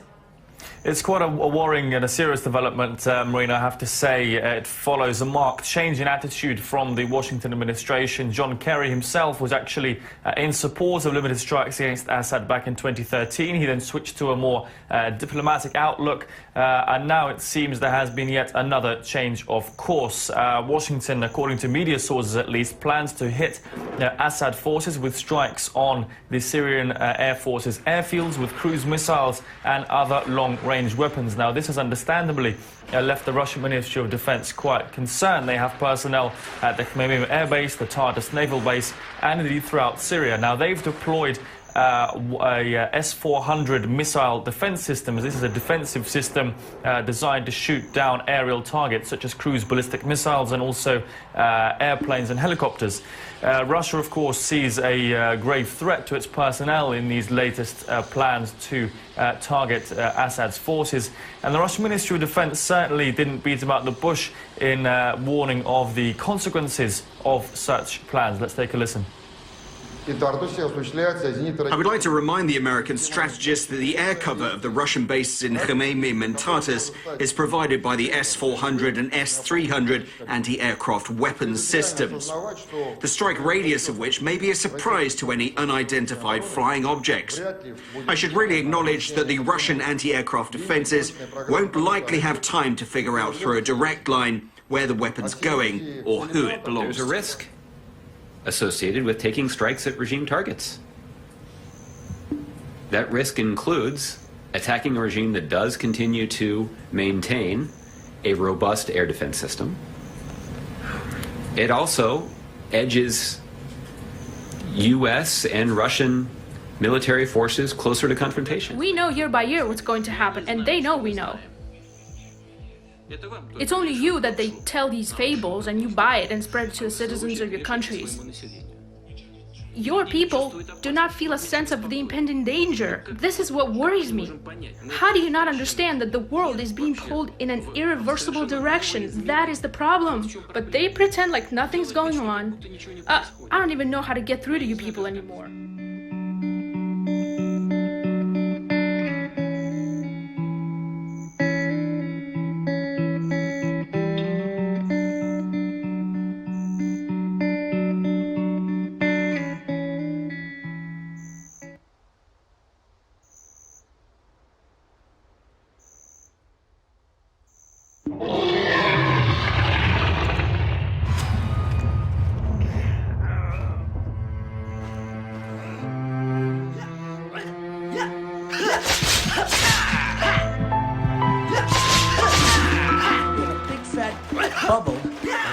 Bubble crashes, it's a problem. The word bubble, remember the word bubble, you heard it here first. I mean, I don't want to sound rude, but I hope if it explodes, it's going to be now rather than 2 months into another administration. Because honestly, you got yourself a problem. We have the worst revival of an economy since the Great Depression. And believe me, we're in a bubble right now. And the only thing that looks good is the stock market. But if you raise interest rates even a little bit, that's going to come crashing down. We are in a big, fat, ugly bubble. Thank you for saving me, man. And we better be awfully careful. And we have a Fed that's doing political things. This Janet Yellen of the Fed. The Fed is doing political by keeping the interest rates at this level. When they raise interest rates, you're going to see some very bad things happen because the Fed is not doing their job. The Fed is being more political than Secretary Clinton. Love him or hate him, there's one thing nobody can deny. Donald Trump knows a lot about the U.S. economy. He's part of the 1% running this country and has built a multi-billion-dollar fortune. A revive potion. So, is the Republican frontrunner full of hot air again? Or is this a slip of the tongue from somebody who knows more than he's willing to share with the rest of us? Dude, the answer at this level, will shock a little much is a little much, bro. In my research, I have uncovered a strange pattern that has been going on for the past 20 years. A bizarre economic cycle intimately linked to every U.S. election since then. Dude. Right now, I will show you the hard facts that led me to this conclusion way into that 50 in goes plain 50, and then you're going to see English. how... Dude, so that by the end of this video, you can make your own choice and be better prepared for what's to come. It's but to fucking understand hard. how this bizarre After pattern 50, works, we need to take a short EXP look is not back that same at EXP that you get 1999. below 50. When the bulls Ask your drops in the guild. year 2000, it will be a momentous event for the world Dude, and we've for been the U.S. smashing, economy, and I've been which is using closing in on its freaking longest EXP expansion pots ever. The decade has and been all marked that by shit strong still. growth, the lowest And plus unemployment there's in a a bonus, generation, 100% and yet bonus. remarkably little So inflation. it's like, yeah. It seemed like so I a got totally different America than the one we're 150% living in bonus today. And The stock market I'm not was even booming halfway. thanks to the internet companies, And look how- affectionately called the dot-coms. For many so Americans, there you go, brother. So you investing know in how the slow internet this shit companies is. seemed like the quickest way to So become imagine rich. there was no buff. More and more people Imagine put that their you're not savings using into the the XP stock bills market, or nothing. driving it higher and higher. What is 50? They gambled their money on the Level hope that they could 251. sell those stocks for 2 to 3 times their value. And everybody was praising the Clinton administration for creating the biggest economic growth in U.S. history. For a time, it worked. To many, it seemed like the party would never end. Even the chairman of the Federal Reserve, Alan Greenspan, said, "Technology is creating a new economy, one where the old rules no longer applied." The Fed was so confident that in February 2000, it began raising the interest rates to their highest level since 1995.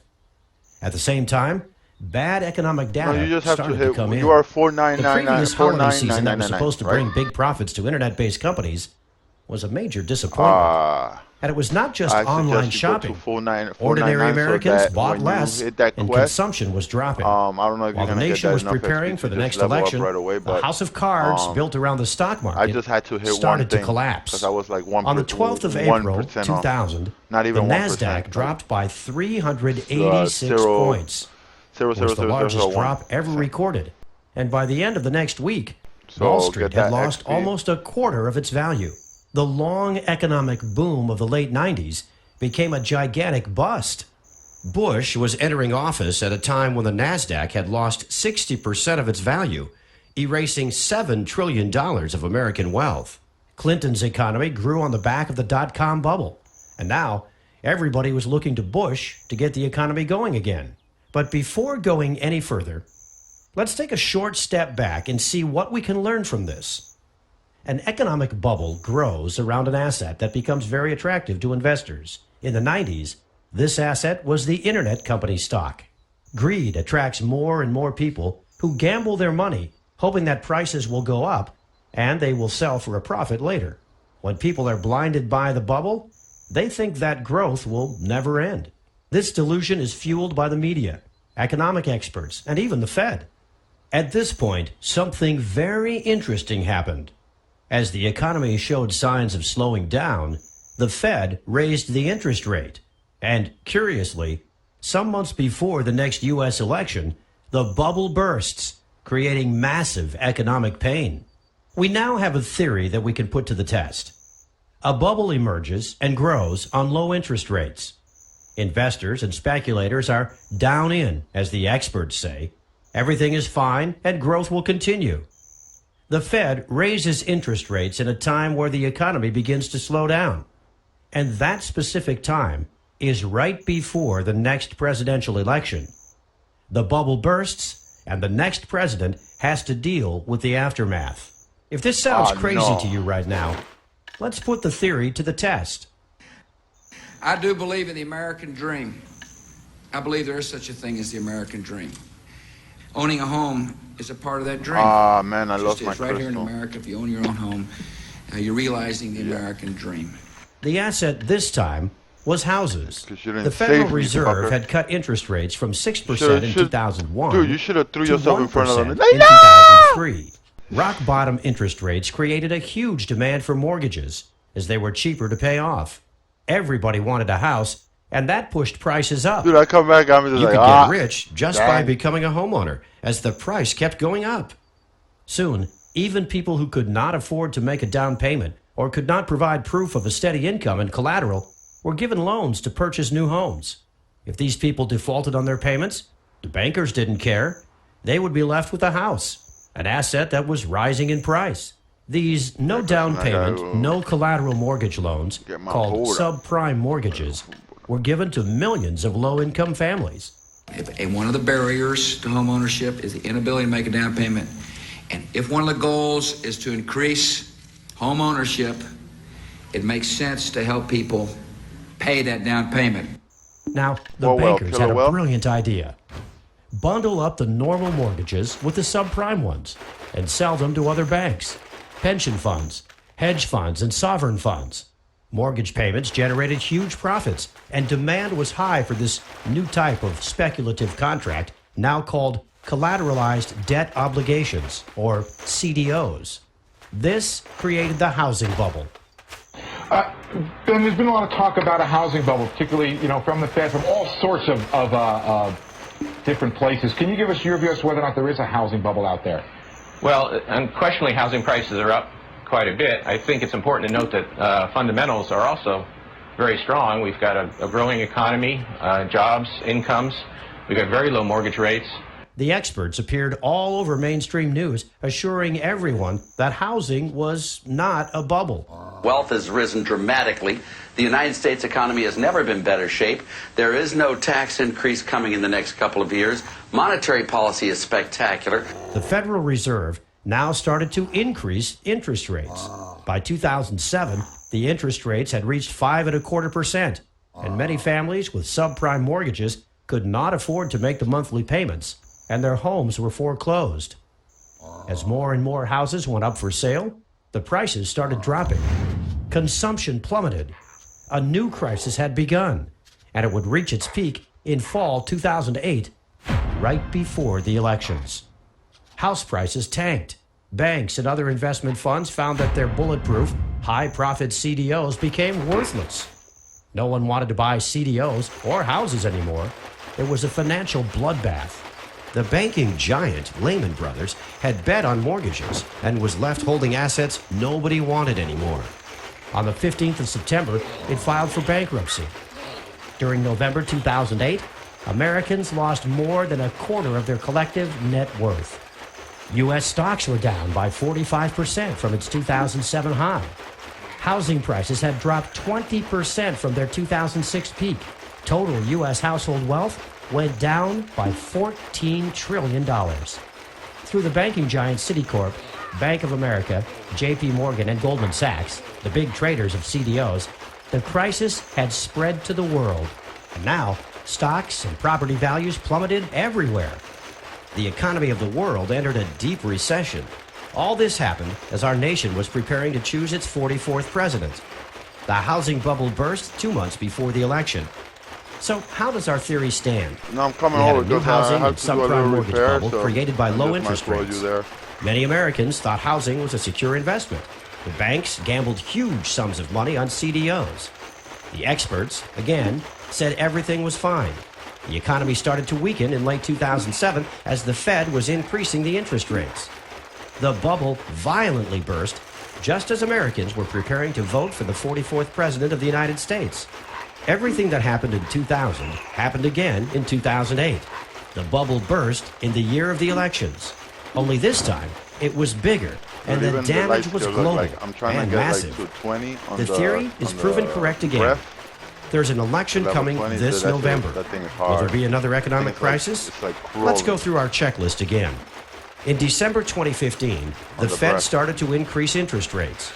For the past 5 years, the rate has been close to 0%. The economy is already showing signs of slowing down. Right now, the Bloomberg Commodity Index hit a 16-year low. The last time this happened was August 2008. Commodities represent all the goods being traded around the world. Everything from oil to coffee, sugar, steel, and copper. When their price slumps, it signals a slowdown in the world economy. Oil is reaching its 2008 low point. The last time the price of oil was this low, the global financial system was melting down. And this time, it will hit the U.S. economy much harder because of the shale miracle. CNBC's Jim Cramer is warning that many U.S. oil companies will become bankrupt if the price of oil remains this low. The price of copper, too, has plunged all the way down to $2. The last time it was this low was just before the stock market crash of 2008. Consumption is slowing down. U.S. imports of goods declined by 6.6% on a year-over-year basis. U.S. exports of goods declined by 10.4% on a year-over-year basis. 2015 was the worst year for holiday spending since 2008. U.S. manufacturing is contracting at the fastest pace that we have seen since the last recession. If just one or two of these indicators were flashing red, that would be bad enough. The fact that all of them seem to be saying the exact same thing tells us that big trouble is ahead. So, what are the experts saying? What do you see right now? Actually, the economy is fundamentally strong. Housing is booming, technology is booming, commercial real estate's booming.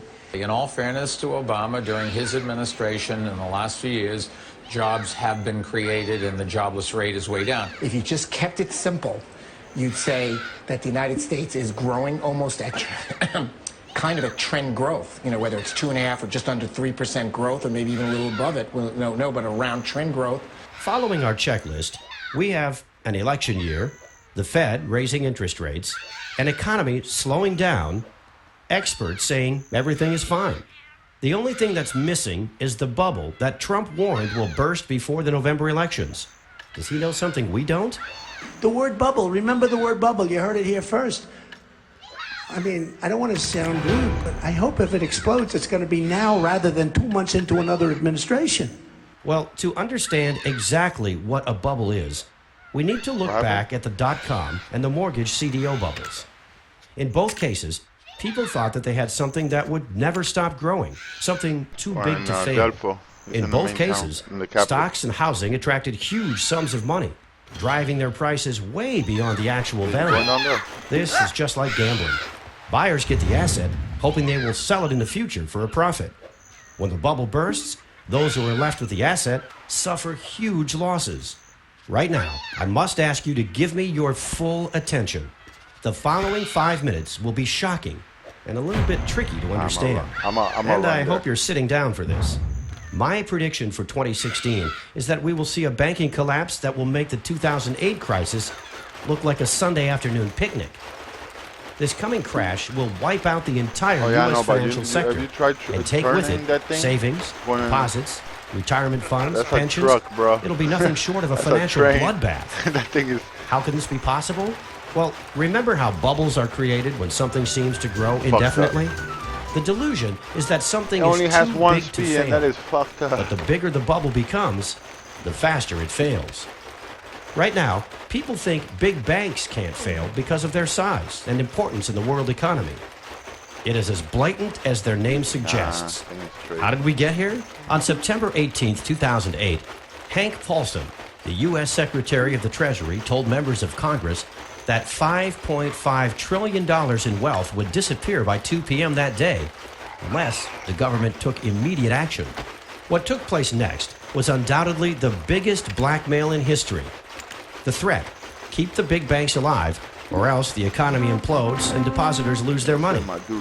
In December 2008, the first of many financial stability measures was put into place. The Fed's mission from now on was to keep the big banks alive no matter what. What happened? Economists calculated that the total cost of the various measures put into place to accommodate big banks was in excess of $20 trillion up to this year. The too big to fail banks now had a taxpayer-sponsored safety net. The message was clear: do whatever risky business you want. We've got your back. And this is how Congress and the Federal Reserve created the ultimate bubble, the too big to fail bubble. The idea that the too big to fails were going to get cut down to size after the financial crisis has turned into a giant myth. In fact, they've become even bigger. JP Morgan Chase, #1 among banks in total assets, has seen its base swell to more than $2.5 trillion. The company's deposit base alone has grown by 29% since the end of 2008. The so-called Big Four institutions, JP Morgan, Bank of America, Citigroup, and Wells Fargo, continue to distance themselves from the pack, with some $8.2 trillion in total assets. That's 154% more than the rest of the top 50 banks combined. Unfortunately, the old saying, the bigger they are, the harder they fall, will prove correct. And when they collapse, the result will be nothing short of catastrophic for the world economy. But for a bubble to inflate, you also need an asset on which speculation, or rather gambling, has become so rampant and so over the top that a disaster is just waiting to happen. We introduce you to the world's biggest and most dangerous casino. Dude, I'm already like It's almost called halfway the there. derivatives market. And right now, Running. the total net worth Look of at all them. outstanding derivatives contracts is a staggering $552.9 trillion, according to the somebody Bank else for running. International Settlements. Telling you, dude, that is- $552.9 that's the trillion training, bro. dollars. You think Let that it's- number sink in I don't for a know, you moment. try to do PvP. You need, I mean, Total I don't US debt want to right get now myself. stands close to $19 I put it like trillion. this now. I just don't want to get Most myself. Americans I just don't find wanna, that like, shocking. go But very gimp few and then have go to any PvP idea and be like, of oh, how no, big this now financial when you're market like 50 is. something, now you gotta The start entire economy of the doing world this in stupid real goods and training, blah, blah, services blah, wasting is time. evaluated Yeah, at okay, around you know, I'll do that when $78 I'm trillion leveling. annually. The derivative market is 7 times the value of every good and every service provided around the world in an entire year. At first, I thought this number was too big to be real. But the Office of the Comptroller of the Currency, independent bureau of the U.S. Department of the Treasury, confirms it. Make no mistake, you are looking at the biggest bubble in the history of mankind. Something 7 times greater than the entire economy of the world. So what exactly is a derivative? A derivative is a speculative contract, a bet placed on stocks, mortgages, interest rates, the price of commodities like gold, silver, coffee, oil, or the possibility of a company or even a nation to default. Basically, right now, there is nothing of economic worth that does not have some sort of derivative attached to it. You know, the news on the other All one. derivatives are bets. That's right. This is not a metaphor, an analogy, or a generalization. Yes, you can. The players on the derivative market gamble trillions on the future price of the asset to which the derivative is attached. No. These no, are the this is speculative first. contracts This is shift. that will eventually Shift that pop the button. current This gigantic is shift, bubble. fuck. Warren Where Buffett you been, once man? referred to derivatives as financial weapons of mass destruction. But he was proven right. The Well, that's fine CDOs for me. that led to the crash of 2008 were Even right derivatives, now, my as they character drew is their value auto-running, from and I interest can't payments do on sprint mortgages on and auto-run. housing prices. Even on my horse, They if were I had traded the on this market just like all the other derivatives, and they were just a tiny part of the market.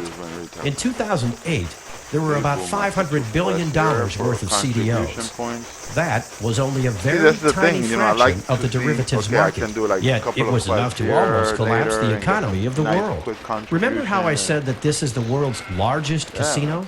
In a nutshell, you the know you have to derivatives some market, or more correctly quests put, and stuff, the like, you have derivatives to really casino, actually see the- is where the big NPC. banks and other financial institutions place their bets on every aspect of the world economy. Anyways. Yet with these bets, everybody loses. So how did this bubble inflate to more than $550 trillion? Say Jack controls the derivative department of one of the too-big-to-fail banks. He knows that the riskier the bet, the higher the profit he gets, and the bigger his bonus.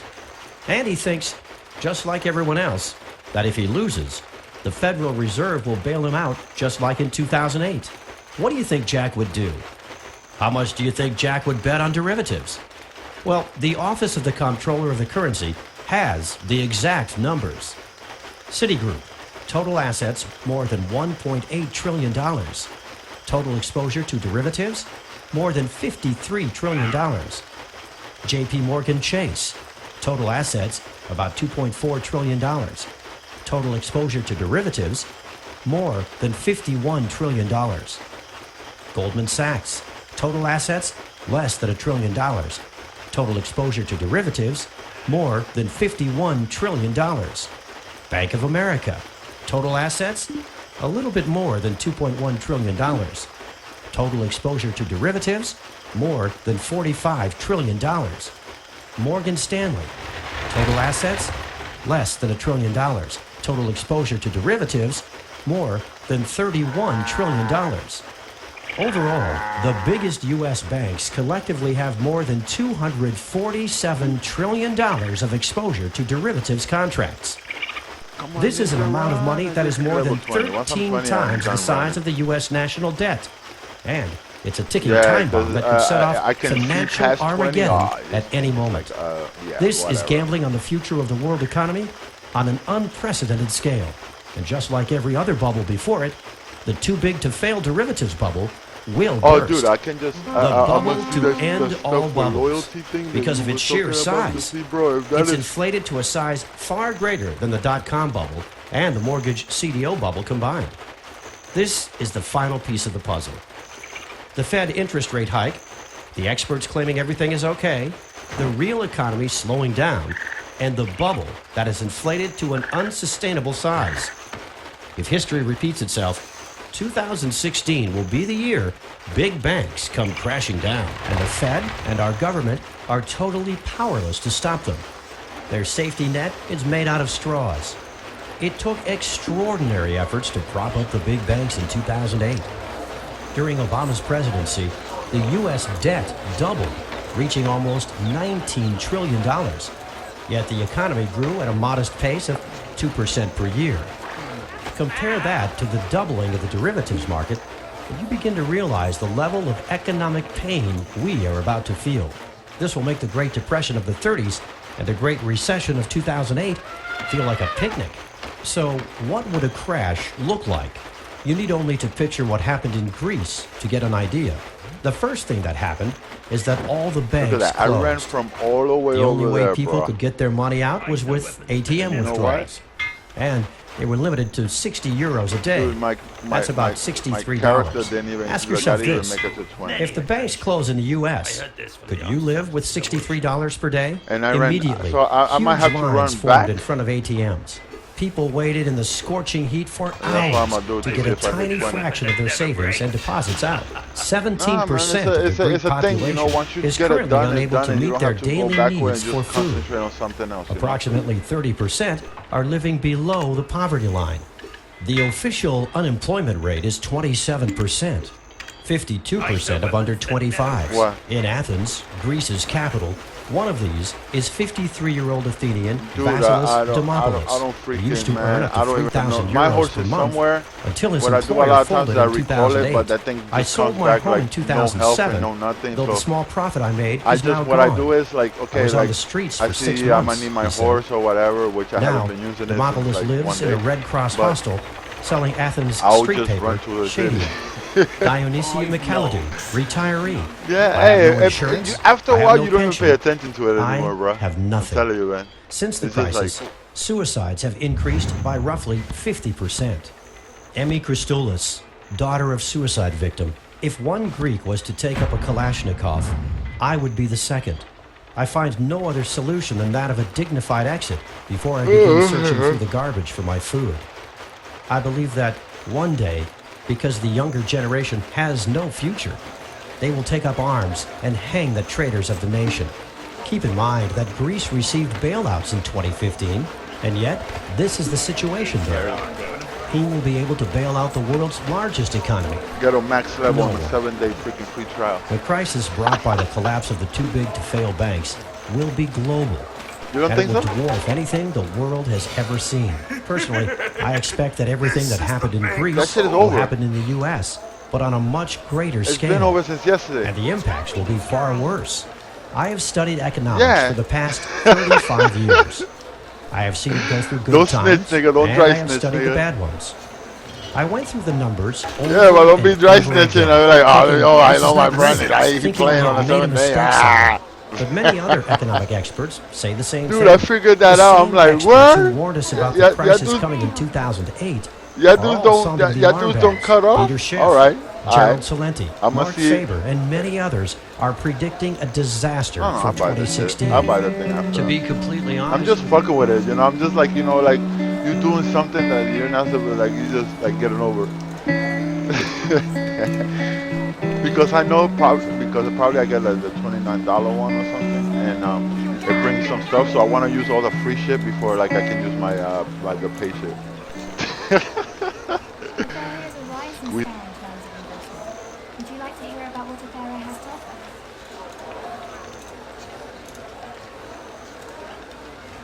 You know, I imagine to be a very bright woman without the courage of her convictions, because I'm not even sure what they are. Now, I can't tell you which of these two parties is going to win. That's in God's hands. Or whatever other, let's call them wild cards, might arise. Or little surprises that might be lurking in the dark midst. We have made so many bad deals during the last... So she's got experience, that I agree, but it's bad experience.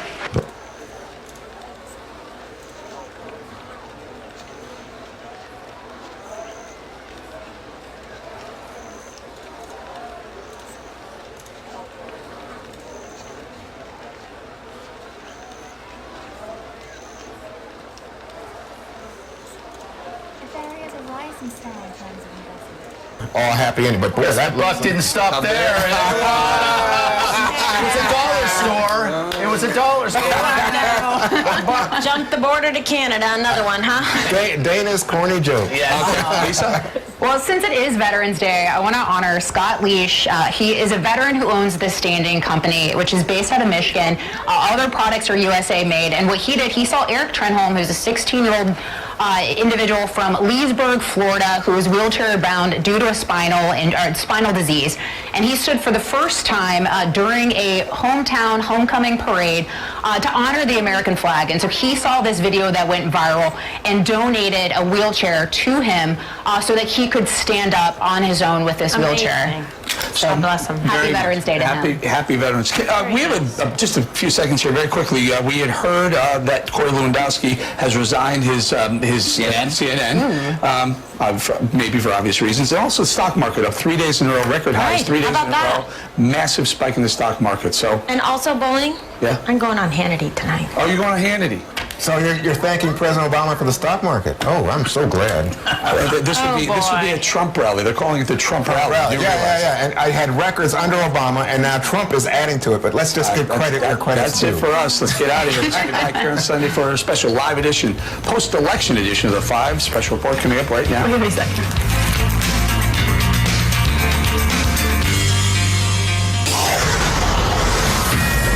This is a Fox News Alert. I'm Brett Baer in Washington.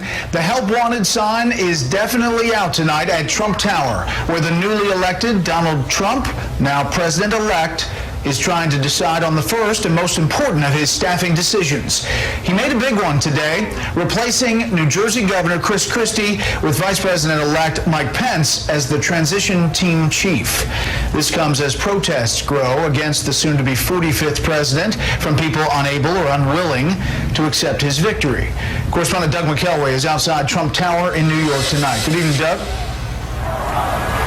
Evening, Brad. We're hearing a couple of surprises from the Trump transition team today. First of all, we're hearing that Reince Priebus, the RNC chairman, may be getting close to getting the chief of staff job at the White House. We haven't confirmed that. There's been no definitive word from the Trump transition team on that, but there are rumblings to that effect. Secondly, a bit of a shakeup on the transition team.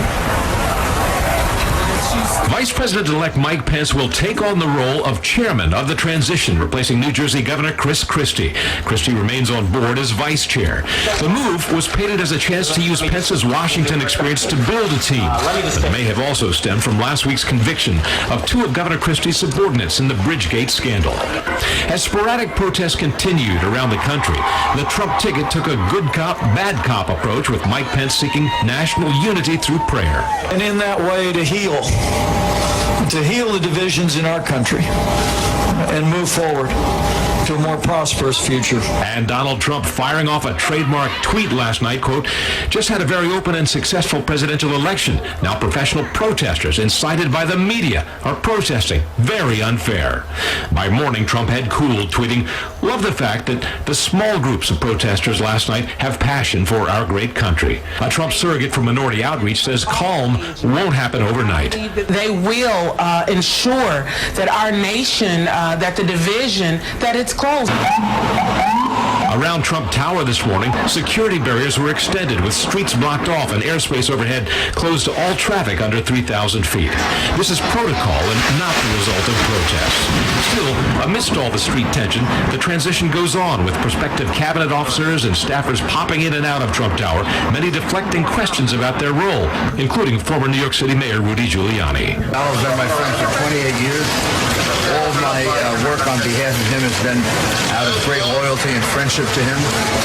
I can see already how he is going to be a great president, and I'm glad I could play a small role. It's been rumored you're being considered for chief of staff. Is that something you'd be interested in? That's not something I'm talking about. I think it's something that, a lot of newspapers speculate about. Early Trump supporter Dr. Ben Carson was less circumspect about an offer of Surgeon General or HHS chief.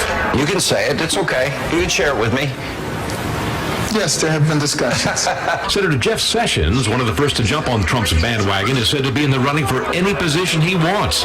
Potential key White House staff posts might include campaign chief and Breitbart publisher Steve Bannon, Trump loyalist Corey Lewandowski, and the first woman to head a winning presidential campaign, Kellyanne Conway. A leading role for Conway would go a long way towards recasting Trump's image with women.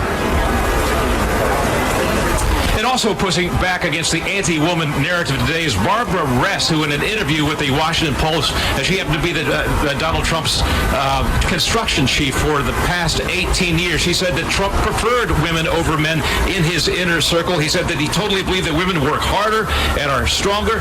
He called them killers, which she said was his highest form of compliment. Brett, back to you.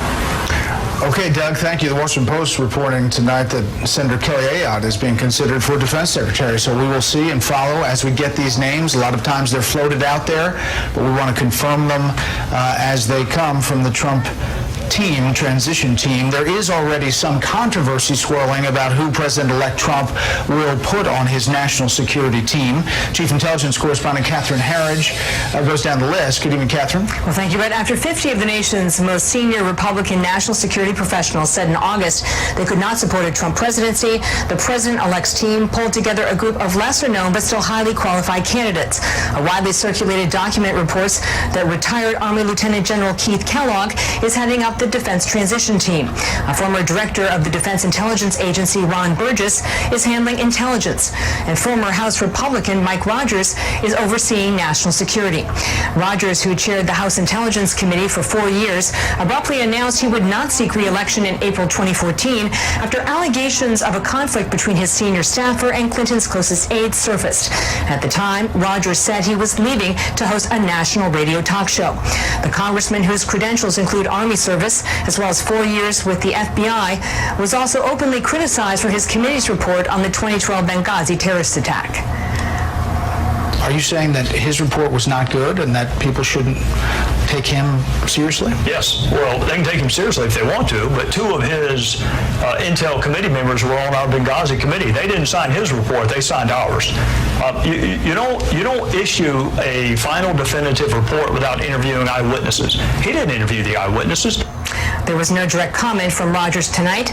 Meantime, 2 campaign contacts cautioned against drawing conclusions about the transition, emphasizing that some individuals are seeking to thrust themselves into the public discussion, but it will be the president-elect who makes the final call on all appointments, Brett. Of course. And has the president-elect already received his first presidential daily briefing?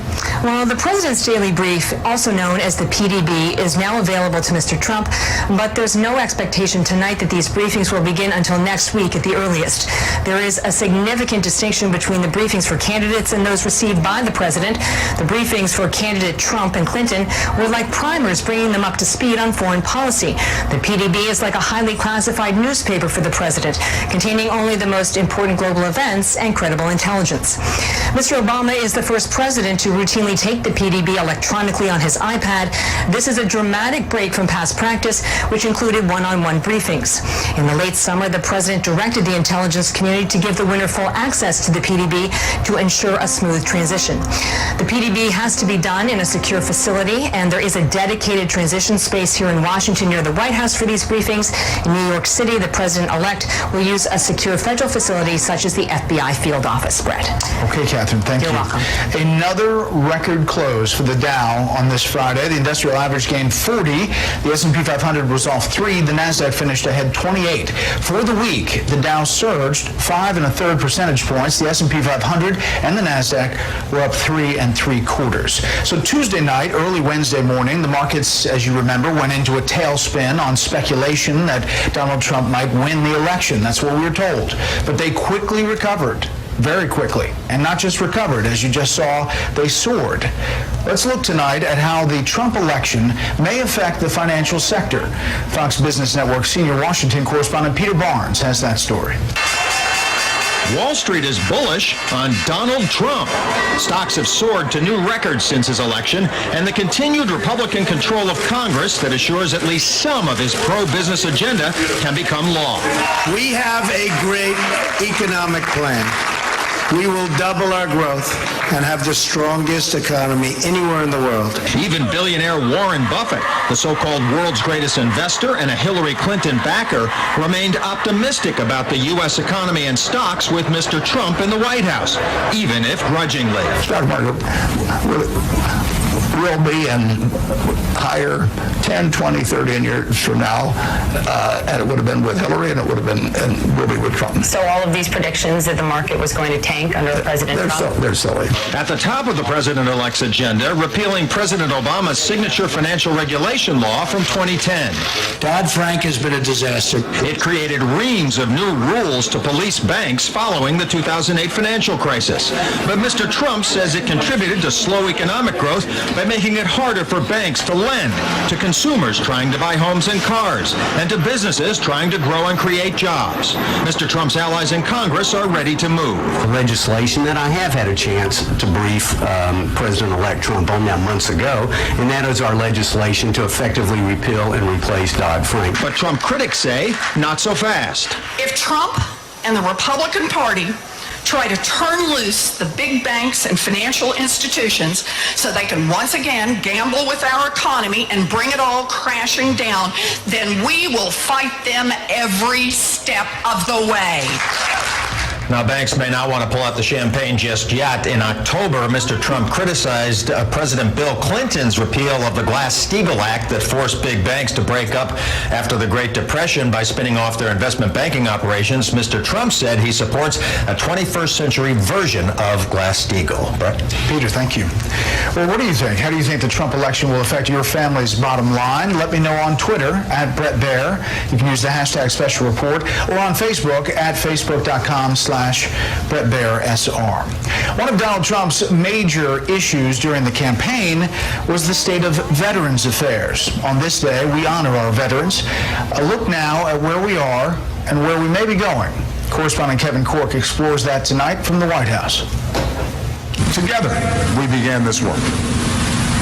Together, we must continue to keep that sacred trust with our veterans and honor their good work with our own.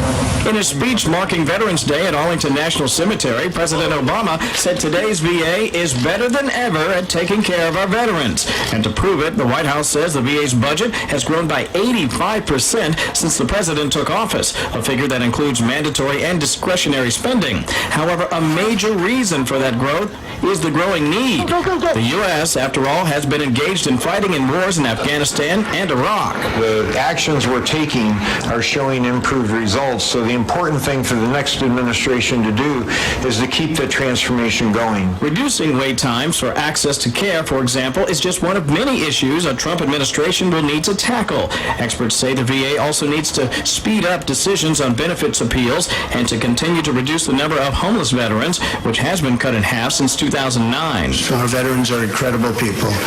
We will embark upon a project of national growth and renewal.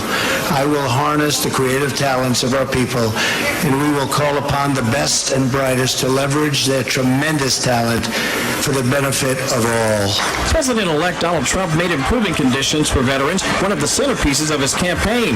And while there's no empirical evidence of his oft-quoted critique that illegal immigrants are treated better than our veterans, advocates say Mr. Trump's overall message hit the mark. I think everyone can agree that we have to do better by our veterans. The VA scandal over the last few years was a national embarrassment, and the VA needs to be improved, it needs to be modernized, it needs to be cleaned up. There are some bright spots like the GI Bill, but I think everybody can agree that we've got more work to do. More work to do to honor those who've given so much to so many and ask for so little in return. Brett, you also heard the president say today that the American people should resist any effort to privatize or outsource veterans' health care. A not so thinly veiled shot at the president-elect, who has proposed a veterans ID card that would essentially let veterans use private medical care if VA care was not readily available. Brett? Kevin Corke, live on the North Lawn. Kevin, thank you. Up next, team coverage on a Democrat Party in disarray. First, here's what some of our Fox affiliates around the country are covering tonight. Fox 5 in Atlanta, as officials say arson is being investigated as the possible cause of more than 20 wildfires in the National Forest in North Carolina. The fires have been burning on more than 25 square miles of the Nantahala National Forest in the western part of North Carolina. Fox 9 in the Twin Cities, as a train derailment and hazardous chemical spill prompts evacuations in the small town of Ellendale, about 80 miles south of the cities. At least 2 derailed cars were carrying propane and butane. No injuries were reported. And this is a live look at Austin, Texas, from our affiliate Fox 7. One of the big stories there on this Veterans Day, a funeral for a soldier whose body has been unclaimed by family or friends. 38-year-old Richard Lee Anderson served in the Navy from 1996 to 2002. He died 8 months ago of pneumonia. Yesterday, volunteers and police provided the escort as Anderson was buried with honors at a Veterans Cemetery in Killeen. That's tonight's live look outside the Beltway from Special Report. We'll be right back.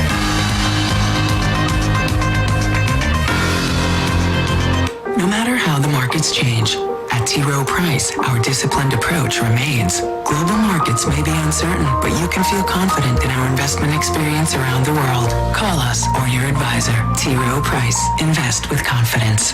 USA Today and Time Magazine named the Ring Video Doorbell top gadget. Why? Because with Ring, you're always home. You can see and speak to whoever's at your home from your smartphone. Available at ring.com.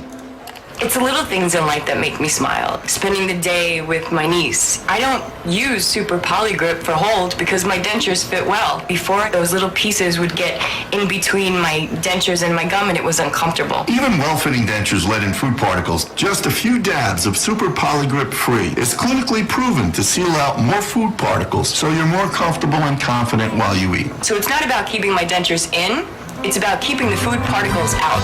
Try Super Polygrip Free. I'm Claudine, and I quit smoking with Chantix. By the time I was 30, I said, that's it, I'm a smoker for life. I wanted to be a non-smoker, and I did it, thanks to Chantix. Along with support, Chantix Varenicline is proven to help people quit smoking. Chantix reduced my urge to smoke. Some people had changes in behavior, thinking or mood, hostility, agitation, depressed mood, and suicidal thoughts or actions while taking or after stopping Chantix. Some reported seizures or sleepwalking with Chantix. If you have any of these, stop Chantix and call your doctor right away. Tell your doctor about any history of mental health problems, which could get worse, or of seizures. Don't take Chantix if you've had a serious allergic or skin reaction to it. If you have these, stop Chantix and call your doctor right away, as some could be life-threatening. Tell your doctor if you have heart or blood vessel problems or develop new or worse symptoms. Get medical help right away if you have symptoms of a heart attack or stroke. Decrease alcohol use while taking Chantix. Use caution driving or operating machinery. Most common side effect is nausea. This is for real. I'm a non-smoker. Ask your doctor if Chantix is right for you. The Trump agenda. When it comes to jobs, taxes, wages, and debt, what can he do and how quickly? Saturday, it's a special live BizBlog. November is the time when you really start to feel the pain of your home's bad windows, which makes it the ideal time for Renewal by Andersen's countdown to Black Friday window sale. Our window sale is going on now and ends on Black Friday. But until then, you'll get our biggest dollar discount of the entire year. $350 off every window and $900 off every patio door with no money down, no payments, and no interest for a year. That means you can get your new windows now, but you won't pay for them for an entire year. Don't wait until the colder weather to deal with your bad windows. Renewal by Andersen's countdown to Black Friday window sale is going on now and ends on Black Friday. So until the 25th, you'll get $350 off every window and $900 off every patio door. For an appointment during our sale, call 1-800-917-2900.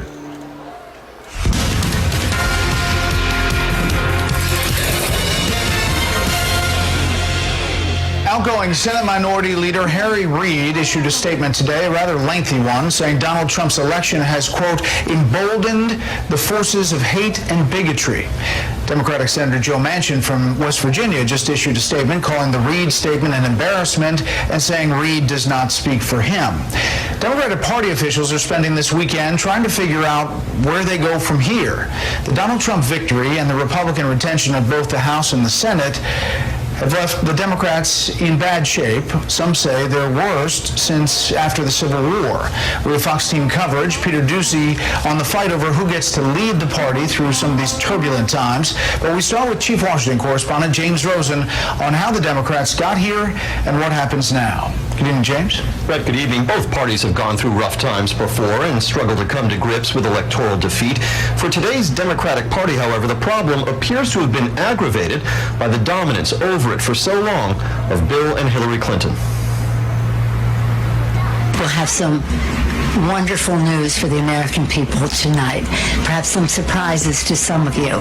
That was Election Day. Now, as Nancy Pelosi surveys the political landscape, the House Minority Leader sees Republicans controlling the White House, the Senate, and her beloved House. Republicans also picked up 3 governor seats, corralling 34 of 50, and control of 2 more state legislatures, for a total of 32 of 50. This is the worst shape that our party's been in since Reconstruction, the 1920s, or before, in the 1870s. We lost across the board. We lost very progressive people. We lost moderates. We lost everybody. Soul searching is a quadrennial exercise for the party that loses the presidential election, a reckoning in the political wilderness designed to chart a path back to power. 4 years ago, it was the Republicans' turn. Our message was weak. Our ground game was insufficient. We weren't inclusive. Now, Democrats will tinker with their digital, data, and ground game and navigate tensions between the party's liberal wing, personified by Bernie Sanders, and the more conservative and corporate segments of Democratic leadership that backed Hillary Clinton. This is the Democratic Party that the Clintons built. It is a party that has raised more money than ever, and it has lost over 1,000 seats. And that is because the Democratic Party in the last 8 years has been solely focused on building a structure and a mechanism to elect Secretary Clinton. They killed the party, and they need to take responsibility now. Some have been diagnosing these problems for 2 years. The people who have no voice in the corridors of power could always count on the Democratic Party to be talking about those issues, economic fairness issues particularly.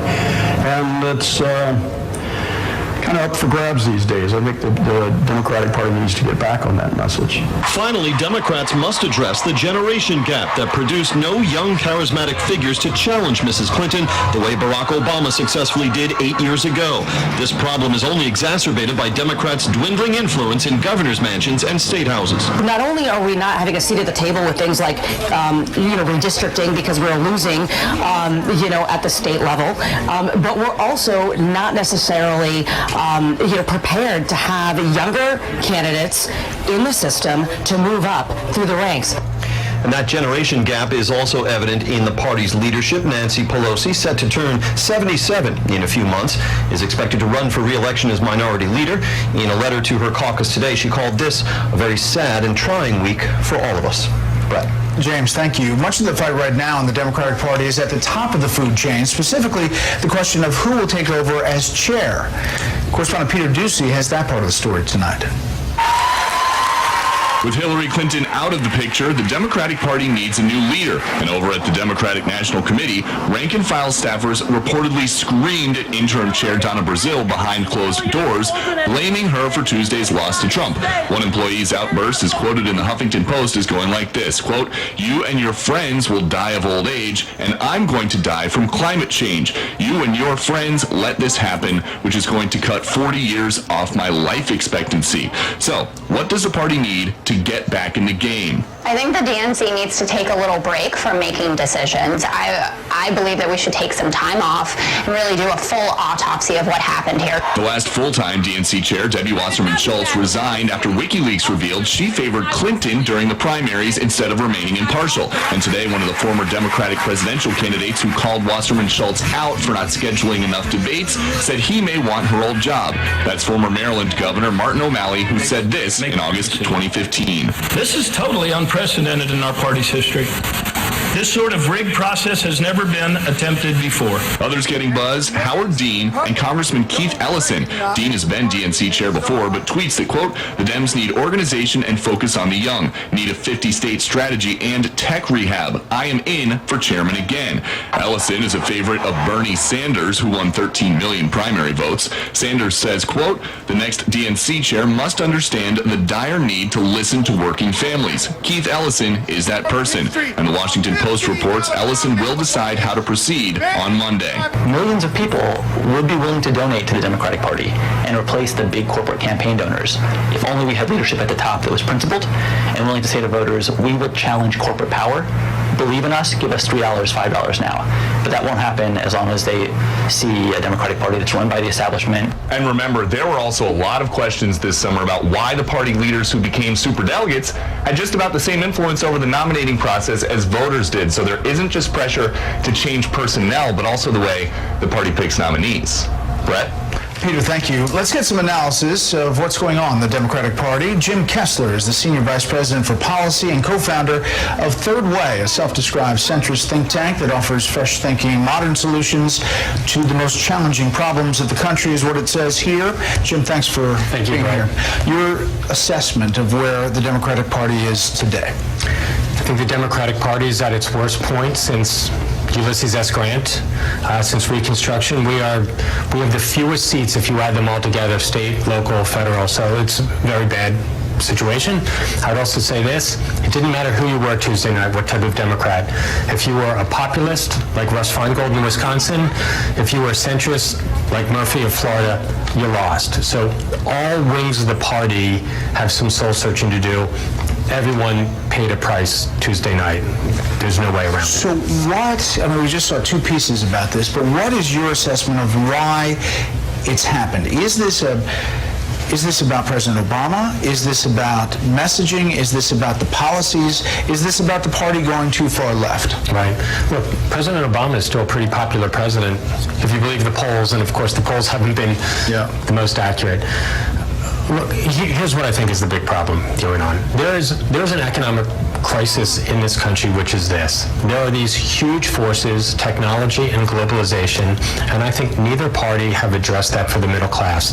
They have not figured out how to make those huge forces work for people rather than work against people. And they are throwing out each party. They're giving them 4 or 8 years, and then they're throwing them out if they don't deliver. And I think it is the most difficult policy problem for government to try and solve, but voters feel this is not happening, and that's what we saw here. And Trump really tied into that, touched it, and people could feel that he was getting it. Right. I talked to Jim Webb in an interview that James put in his piece while he was running for president. Nobody gave him a shot. Right.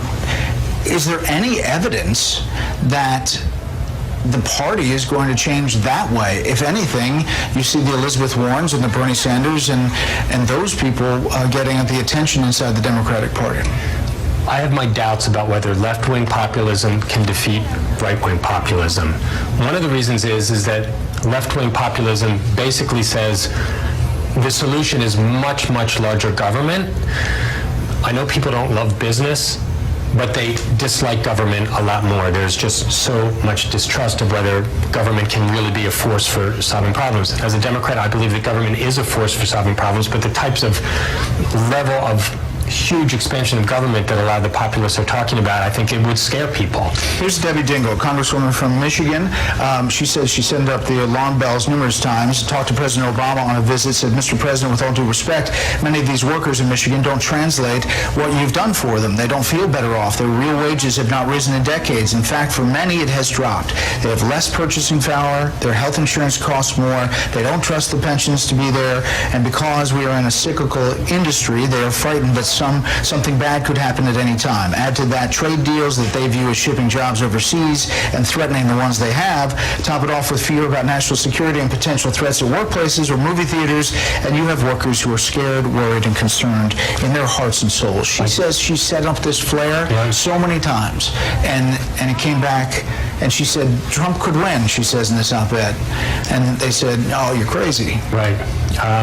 She is a very smart congresswoman, and people should have listened to her. I mean, look, I think if there's a place where the Democrats need to move on economic issues, and this isn't even a left versus centrist thing, is we're a party that talks mostly about making jobs more fair, the workplace more fair. We need to be the party that is talking about how to make jobs more plentiful and good jobs that have career ladders where people feel, I can get ahead and my kids can get ahead. And, 1/3 of this country is doing very, very well, and they've gotten wealthier year by year by year for the most part. And 2/3 are scared to death. Very quickly, is the Democratic Party going to give President-elect Trump, now President Trump as of January 20th, a chance? I don't know. And the reason why is, I think there are going to be voices that will be trying to do that. I think there'll be some good faith efforts.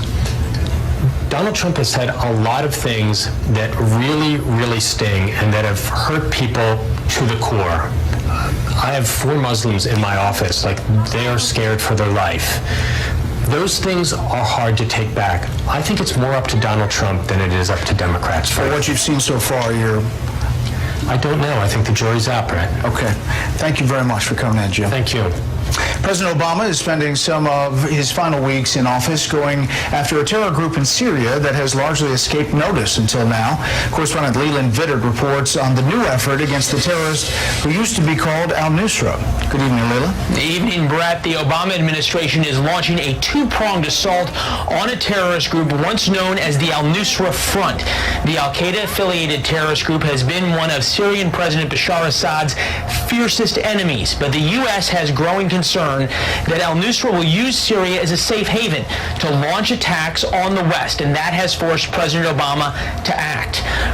Pentagon sources tell Fox News the U.S. military will now task drones and intelligence assets to kill al-Nusra leaders.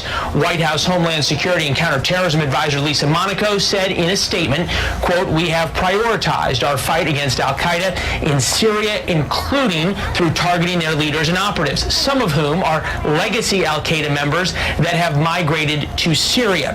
The al-Nusra Front preceded ISIS as the al-Qaeda spin-off during the Syrian civil war. The Pentagon's new powers allow the Joint Special Operations Command to take on its leadership in general rather than just focusing on known al-Qaeda veterans. This is the force that owned the Khorasan group, who was conducting and planning operations against the United States. In other words, this force always intends to grow to a large organization to conduct out-of-region attacks against the United States. The U.S. Treasury is also setting its sights on the terrorist group. Thursday, it announced new actions to, quote, disrupt al-Nusra's front's military recruitment and financing operations by putting sanctions on 4 known al-Nusra leaders. By targeting one of Assad's most effective enemies, today's actions by the U.S. may indirectly help Russia achieve its goals of preserving the Assad regime, Brett. Leland, thank you. There are concerns in Iraq that ISIS terrorists are using chemical weapons to fight off Iraqi troops trying to recapture Mosul. This comes amid more horror stories about what ISIS is doing on the way out and the efforts of one American to try to make a difference. Senior Foreign Affairs correspondent Greg Palcott reports tonight from Erbil, Iraq. Iraqi forces continue their push against ISIS in and around Mosul. Rapid response members are fighting their way into the town of Tiba, south of Mosul, as Iraqi special forces storm another district in the east, amid new claims ISIS has chemical weapons stockpiles in the city. Humanitarian agencies say nearly 50,000 people have fled the fighting, and 70 people were executed this week in Mosul by ISIS, or as is also called, ISIL, for so-called collaboration and treason. The extent of civilian suffering in Mosul and in other ISIL-occupied areas in Iraq is numbing and intolerable. Trying to deal with the suffering is blonde-haired volunteer medic Pete Reed. The 27-year-old Bordentown, New Jersey native served in the Marines and learned medical skills. Now he's saving Iraqi soldier and civilian lives on the ISIS front line. At the end of the day, they're just people, and they're in the middle of a meat grinder. They're getting torn up bad. We're just trying to make it so a few more people come home, a few more kids live. The Slovak medical charity he works for has set up a field hospital in the Gojali neighborhood next to Mosul. Little more than a few cots, medical supplies, and a lot of care. Terror fight never far away. ISIS rocket shells landing within 100 yards. We asked him why Americans should care about this battle halfway around the world. This is it. Stop them here. You don't want them coming home. You don't want to worry about all that. Stop them here. You're helping out. We're doing a very little bit to a very big battle. Medic Pete Reed told me that battle could only get worse as it reaches the densely populated central part of Mosul, and it could go on for several months. Unfortunately, he and a lot of people could be busy for a long time to come. Brett. Greg Palcott, early Saturday morning in Erbil. Greg, thank you. The Taliban is claiming responsibility for the bombing of Germany's consulate in northern Afghanistan. Officials say at least 6 people were killed and more than 120 wounded. A suicide car bomber exploded at the gate of that consulate, destroying the hotel at which the office was based. Afghanistan's president is calling the attack a crime against humanity.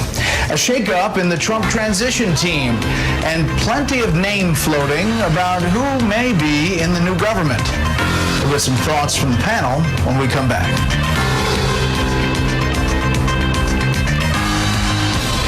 Atlantis.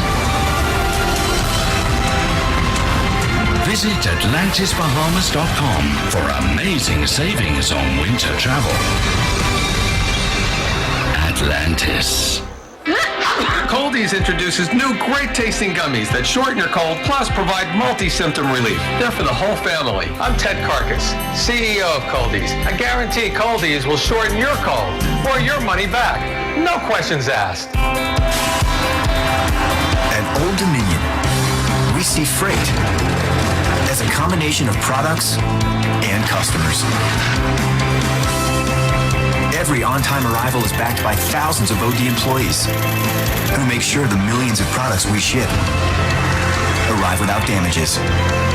Because OD employees treat customer service like our most important delivery. OD, helping the world keep promises.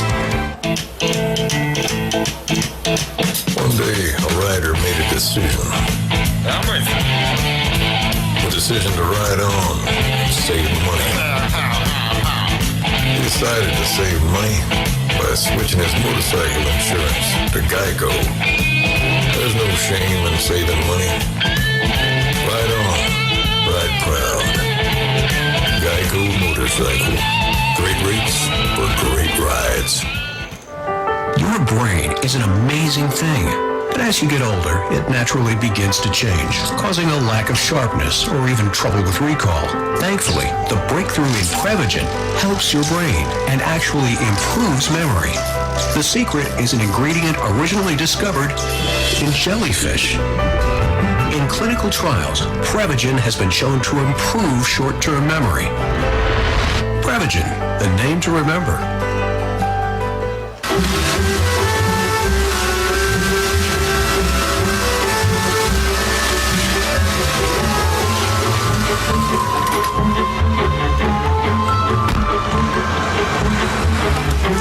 WeatherTech is the best way to protect your vehicle. So what gets in the liner stays in the liner, keeping everything clean. Laser-measured floor liners and cargo liners are a perfect fit. Order yours today at WeatherTech.com. WeatherTech, the ultimate protection for your vehicle. Proudly made in America. Hey, babe. Senacoot. Hey, what's this? Senecot is a laxative. Sometimes I get constipated. Really? Yeah, I like Senecot. Uses a natural vegetable laxative ingredient. That matters to me. And it usually works overnight. Senecot, because ingredients matter.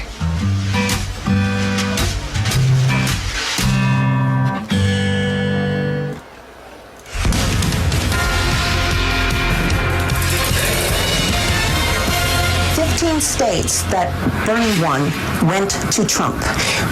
90,000 people in Michigan voted all the way down ticket, all the other races, but didn't say anything in the general election, in the presidential race. We'll see that all over the country.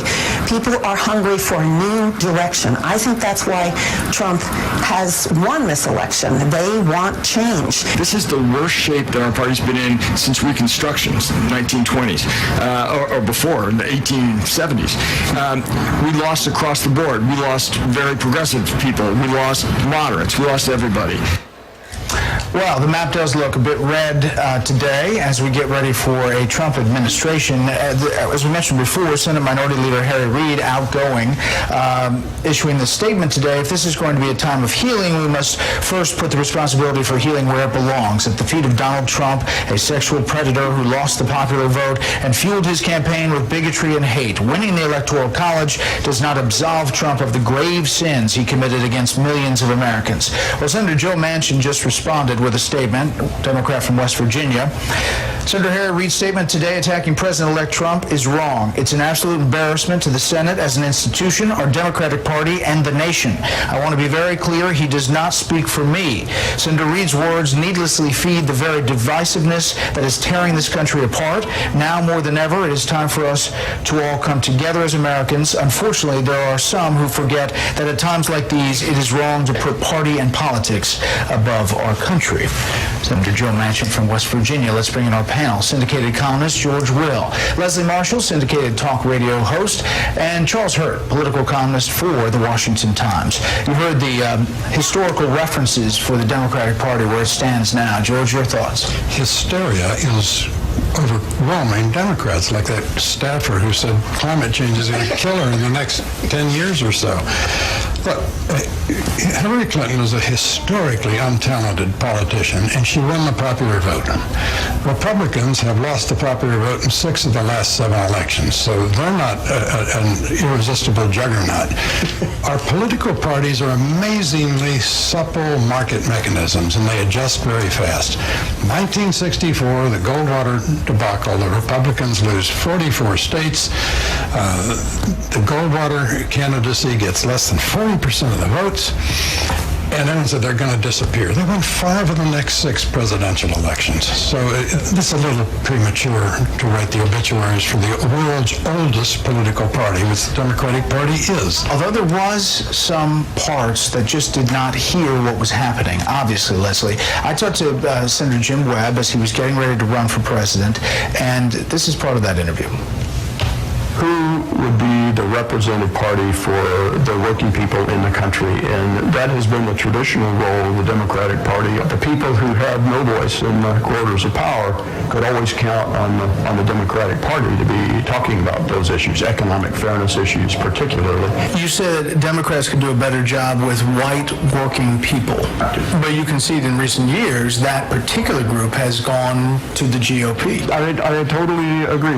This is a values-centered culture. This is a culture that does not envy wealth. It's a culture that's very heavy on personal honor, military service.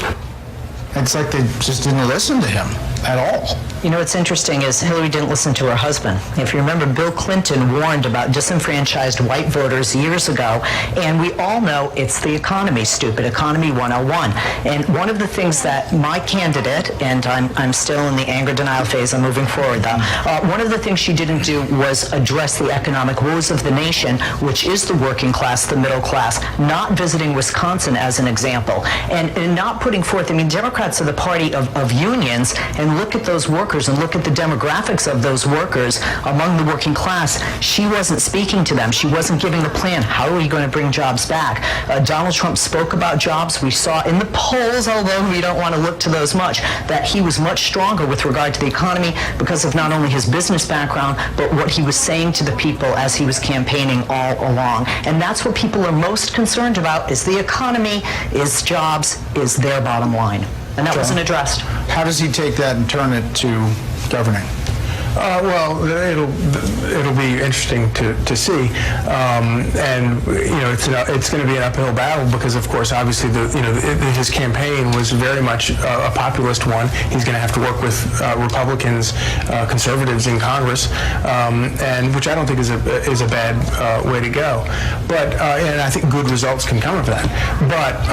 But you know the revolution that sort of catapulted the Republican Party through what it's been through over the past 18 months, I feel like is still waiting to happen inside the Democratic Party because, and with all these WikiLeaks and all this kind of stuff that we're seeing, just how much the system worked behind the scenes to make sure Hillary Clinton got the nomination.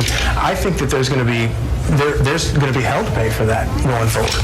I want to turn to the Wall Street Journal has an interview with Donald Trump, the president-elect, in which he says that after conferring with President Obama, he would consider leaving in place certain parts of the Affordable Care Act, indication of possible compromise after a campaign in which he pledged repeatedly to repeal the 2010 health law. In health care, Mr. Trump said a big reason for his shift from his call for all-out repeal was that Thursday meeting at the White House with the president, who he said suggested areas of the Affordable Care Act to preserve. I told him I will look at his suggestions out of respect. I will do that. Either Obamacare will be amended or repealed and replaced, Mr. Trump said.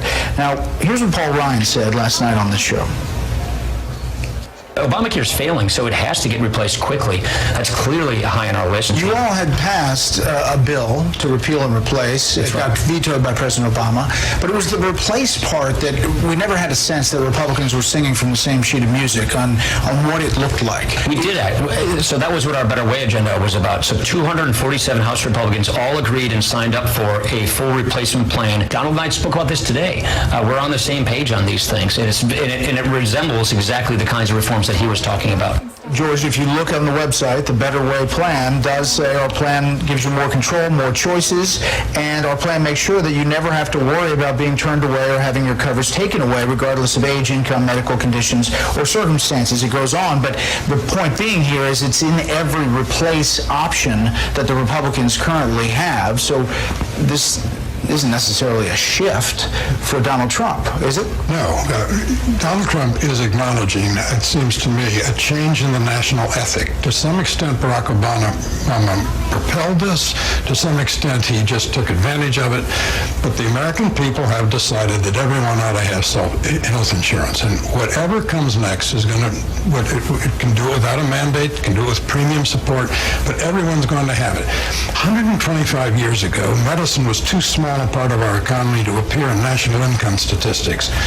People were born at home, they died at home, and all medicine could do is make you comfortable while nature healed you or killed you. Today, we have this amazingly competent medicine, 18% of our economy. Our healthcare sector is larger than all but 5 national economies in the world, and people feel very much as though they have a piece of this. Leslie, you think he's shifting, changing, even though it's kind of part of the plans they had on the table? Well, I expected this, and I think honestly candidates, and when they become elected, do it on both sides in whatever office, whatever level, state or federal. One of the things that I looked at are, well, what are the experts saying that crunch the numbers that are nonpartisan? And what they're saying is some of the problems Republicans are going to have are some of the problems that Democrats have with Obamacare, which is finances, which is transition. And you're looking at, millions of people, and millions could be affected negatively and left off. And in addition, the pre-existing conditions, which obviously they address. I don't feel this is a replacement. I feel it's an amendment with a name change. And sometimes people might say, well, that's just semantics, and that's all you need, obviously, in politics. Like you said, this is not Donald Trump's new way. This is, in a sense, Paul Ryan's, who, interestingly enough, just the other day, if you heard him speak, he said, we're going to make amendments to,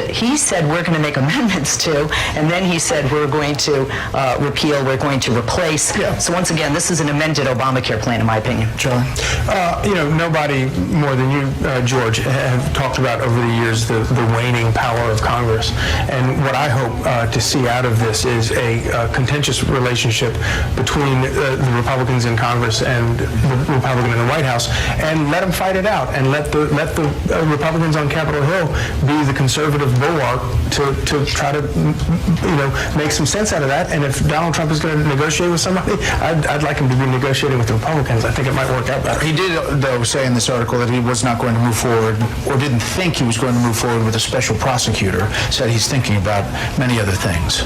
Yeah, well, that's the last thing he needs is something from the campaign hanging over him. Just one more thing. If you get rid of the mandate, and if you replace it with essentially a voucher, that is health savings accounts, and if you have premium support to let people go into the market and buy what they want, that's not changing the name of Obamacare. That's fundamentally altering. Yeah. And changing over tax over state lines to increase competition. All right, next up, we'll have many more days of dealing with the logistics of healthcare. Next up, the Friday lightning round. our eyes. They have a 200-degree range of sight, which is good for me. Hey! And bad for the Barclay twins. Take care of all your most important parts with Centrum, with our most vitamin D3 ever. Look, you can pull cash out of your house with an APR in the 2s and absolutely no closing costs. Why are you paying more than that for a car loan, credit card, or anything else you can think of? Your house is your bank. Make the cash call at 855-890-CASH. Call today. What are you doing here? Wait for Black Friday. Black Friday deals on the most ordered SUV brand are going on all month long. I can shop now, like right now? Yes! You may just want to put on some pants first. No. I'm gonna make some s'mores! Great deals all month long at the Jeep Black Friday event. Get 20% off MSRP cash allowance on select 2016 Jeep Cherokee models in dealer stock. A look inside.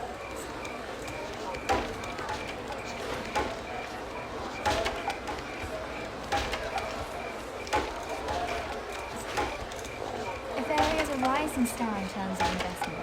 Would you like to hear about what Avaria has to offer?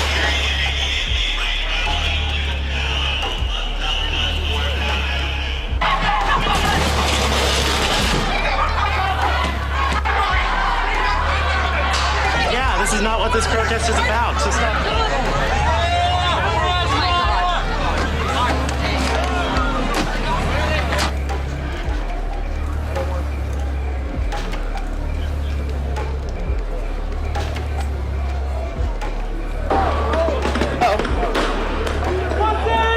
Oh, here we go. It looks like glass projectiles are being thrown at the police. Okay, we gotta go. Yeah, don't forget the rubber.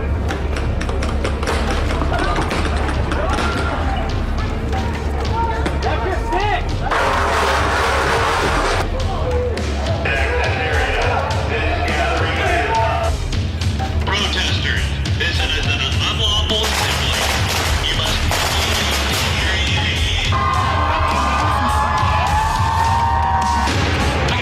I got hit.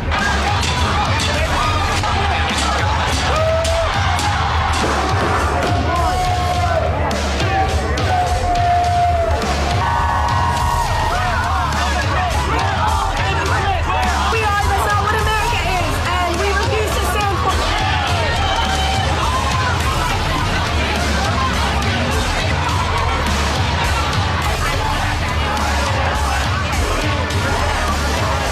There's a lot more of us than there are of them. Hillary won the popular vote. Love does Trump hate. We need to continue this fight, you guys, please. In cities across the country, thousands took to the streets to voice their outrage over the election of Donald Trump. We saw crowds actually being disruptive and On the West Coast, protesters set fires and faced off with police. In Los Angeles, hundreds ran onto Interstate 101, temporarily shutting it down. that's total gridlock on the 101. More than a dozen people were arrested there. Trump has tapped into something very deep and dark and evil in our country, and now we're all going to pay. Up to 10,000 people packed the streets of Midtown Manhattan, holding anti-Trump signs and blocking traffic. Into something very deep and dark and evil in our country, and now we're all going to pay. Up to 10,000 people packed the streets of Midtown Manhattan, holding anti-Trump signs and blocking traffic. About 65 people were arrested near Trump Tower, mostly for disorderly conduct. And while there were some calls for unity, I think we have a new president and we should all unify and rally around President Trump. they were drowned out by frustration and fury. He's a racist, homophobic, xenophobic nightmare, misogynist nightmare, and he doesn't represent the values that I know to be American values. If he actually cared about us, he would be bringing us all together. Not my president! Chants of "Not my president" stretched from Kansas City to Seattle. Thousands gathered outside Chicago's Trump Tower, where demonstrators shut down streets. He is dividing us. He's dividing minorities. He is dividing women. He's dividing gays. He is dividing the very social fabric of this world. In New Orleans, they burned a doll in Trump's image. I am what some people would call a conservative. We cannot give up the United States of America for Donald Trump. In response, Donald Trump tweeted last night, just had a very open and successful presidential election. Now, professional protesters incited by the media are protesting. Very unfair. But his tone changed a bit this morning. Trump tweeted this. I quote, "Love the fact that the small groups of protesters last night have passion for our great country. We will all come together and be proud." Brent Weisberg of our affiliate Coin TV is in Portland now, where there is a lot of damage this morning. Brent, good morning to you. Good morning. Police here in Portland, Oregon have arrested more than 24 people. Nearly 4,000 were voicing their anger over the newly elected president, and what started off peacefully quickly turned chaotic. Would you like to hear about what Overnight, violence erupted on the streets of Portland. During the second straight day of protests, I got hit over the election of Donald Trump. Police in riot gear launched flashbangs and fired rubber bullets to try to break up the crowd of roughly 1,500 people. Officers declaring the demonstration a riot after several people began vandalizing cars and businesses in the city's Pearl District. Some protesters launched fireworks and other projectiles at police. I threw a trash can at them because I'm angry. Will you go home? No, I will not go home. At one point, a man brandishing a gun demanded the protesters move away. I live here. Don't vote for me. I didn't vote again. I didn't vote for Trump. Why are you coming at me? There were reports of attacks on drivers. Cell phone video shows a woman throwing detergent on protesters after she left her car. What started out as a peaceful protest descended into chaos. We are here for love. We are not here to spread hate. There are expectations that the protesters will be out once again today. We are still waiting to learn on how many officers, if any, were injured. Yes, I am. 16 years ago, the American cartoon series The Simpsons predicted what has today become reality, a Donald Trump presidency. In the episode, Lisa Simpson takes over from Trump, inheriting a huge hole in the budget. Country is broke? How can that be? Seen as an absurd joke at the time, the cartoon's producer, James L. Brooks, spoke of his disillusionment. You know, I was shocked, scared stiff, worried about the country. What's your biggest concern now? Well, my biggest concern is that he meant what he said while he was running. That's my biggest concern. Trump has featured in The Simpsons several times and was mocked in another episode of the satirical cartoon last year after he announced he was running for president. The Democratic Party faces an uncertain future this morning. Hillary Clinton called for national unity yesterday during her emotional concession speech, but her party faces a reckoning now. The Democrats are out of power in Washington. Nancy Cordes looks at how party leaders see the way forward. Nancy, good morning. Good morning. Democrats are grappling with how to approach Trump. They believe he ran a bigoted, divisive campaign, but they know that voters clearly saw something different. And the reality is that Democrats don't control Congress, so they can't do anything without him. That's why Clinton tried to strike a conciliatory note in her concession speech. Clinton took the stage amid a sea of tears. Staffers, donors, volunteers who never saw this loss coming. I'm sorry that we did not win this election for the values we share and the vision we hold for our country. Clinton urged women supporters who had longed for a female president not to get discouraged.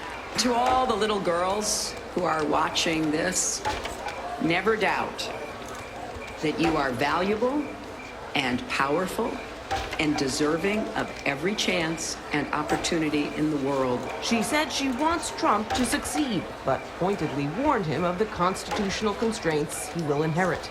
The rule of law, the principle that we are all equal in rights and dignity, freedom of worship and expression. Her primary opponent, Bernie Sanders, was even blunter. To the degree that Trump pursues racist, sexist, xenophobic, and anti-environment policies, Sanders wrote, we will vigorously oppose him. But there was also an olive branch. House Minority Leader Nancy Pelosi vowed to work with Trump on a robust infrastructure jobs bill. Senator Elizabeth Warren, one of Trump's toughest critics, offered to put aside our differences and work together to rebuild the economy for working people. Now there's a new transition going on. At a dinner last night, Vice President Joe Biden assured Jewish leaders that the president-elect will defend Israel. There's going to be disagreements tactically, but never on the basic fundamental commitment. Well, I feel like I did when the World Trade Center was attacked. I'm waiting to see.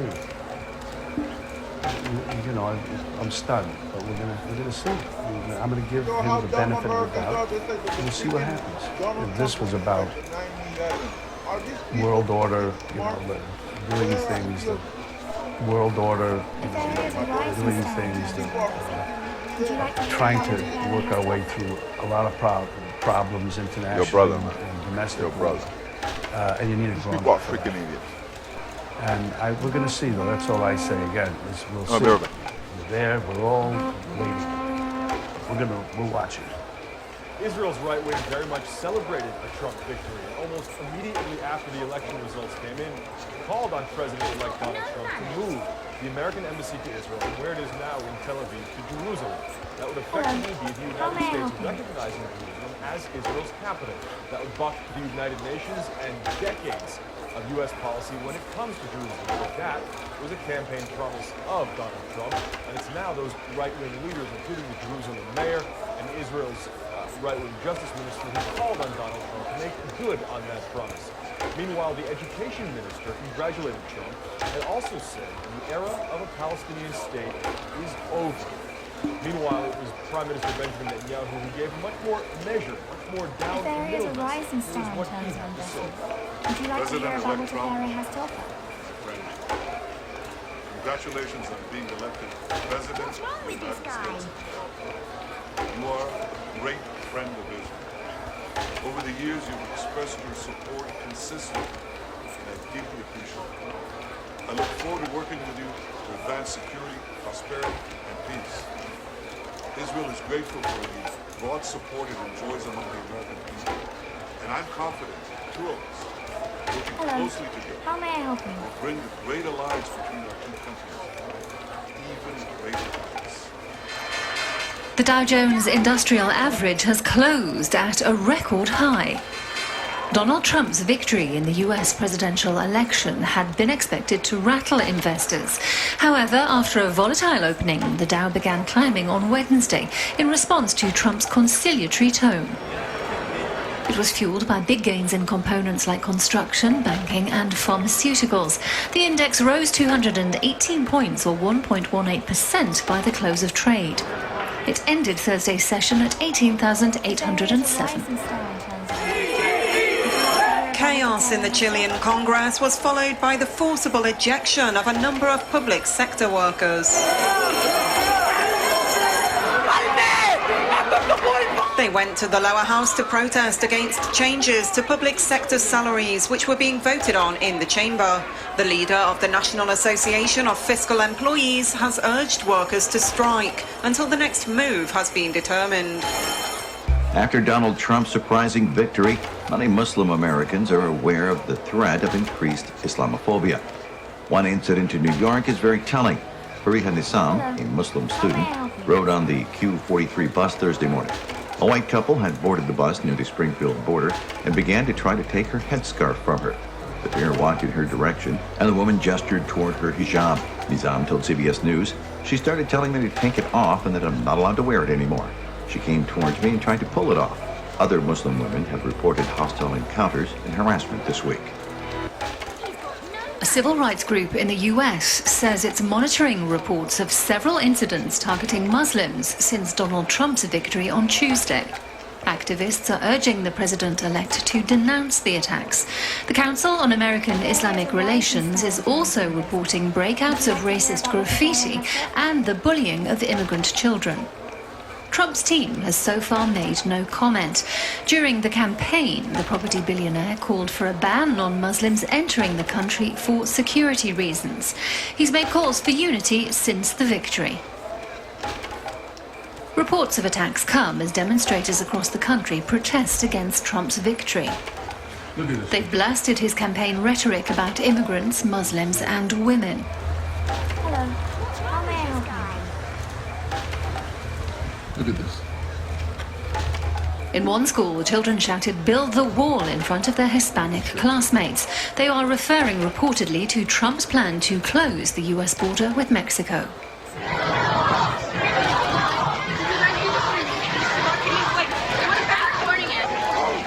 But not everyone in Europe's ready to accept the rising populist parties. The BBC is being accused of providing a platform for fascists because it's invited Marine Le Pen for an interview this coming Sunday. The broadcaster is, in fact, having to defend its decision, as Anastasia Churkina found out. We're seeing a quite unusual situation where we're seeing this major mainstream news channel in the UK, the BBC, having to explain themselves in terms of the choices they're now making with their interviewees. This comes following the BBC's announcement that they plan to interview France's Front National leader Marine Le Pen. And this, of course, followed a backlash on Twitter, on social media. We saw the senior reporter for BuzzFeed send out a tweet that prompted this self-explanation from the BBC. The tweet said, 2016, the year fascism became so normalized, it gets invited onto breakfast TV. And then, instead of potentially just letting this go, we saw the BBC respond with as many as 7 very detailed tweets about their choice to interview Le Pen. Specifically, they said the shocks of the Brexit referendum and this latest Trump election make her victory a possibility. Unless a politician is irrelevant or expresses views that are illegal, it's our job to hold them to account and allow viewers to understand what they think. Our views about them are irrelevant. If you're unhappy about Marine Le Pen's electoral success, fair enough. But that success and Trump's shock win justify this interview. So it's really curious to see these developments while we're watching how the mainstream media is going to exactly adjust themselves to these new realities. But we do see the BBC really caught in a situation where they have to explain why they choose to interview a politician that is in fact quite popular here in France. Adam Gary from the news website theduran.com told me the BBC's got nothing to apologise for here. It's all well and good for these mainstream media hangers-on in the West to call everyone a fascist who they don't like. I think that they're scared. They're scared of losing ratings, and more importantly, they were once the people who controlled the crux of power, and now they find themselves in the opposition. They don't know how to handle being the opposition, so they're trying to clutch at straws and invite any leader they think represents the movement. I think it's going to be an unfair interview. I think they're going to use it to paint Donald Trump supporters as something they're not.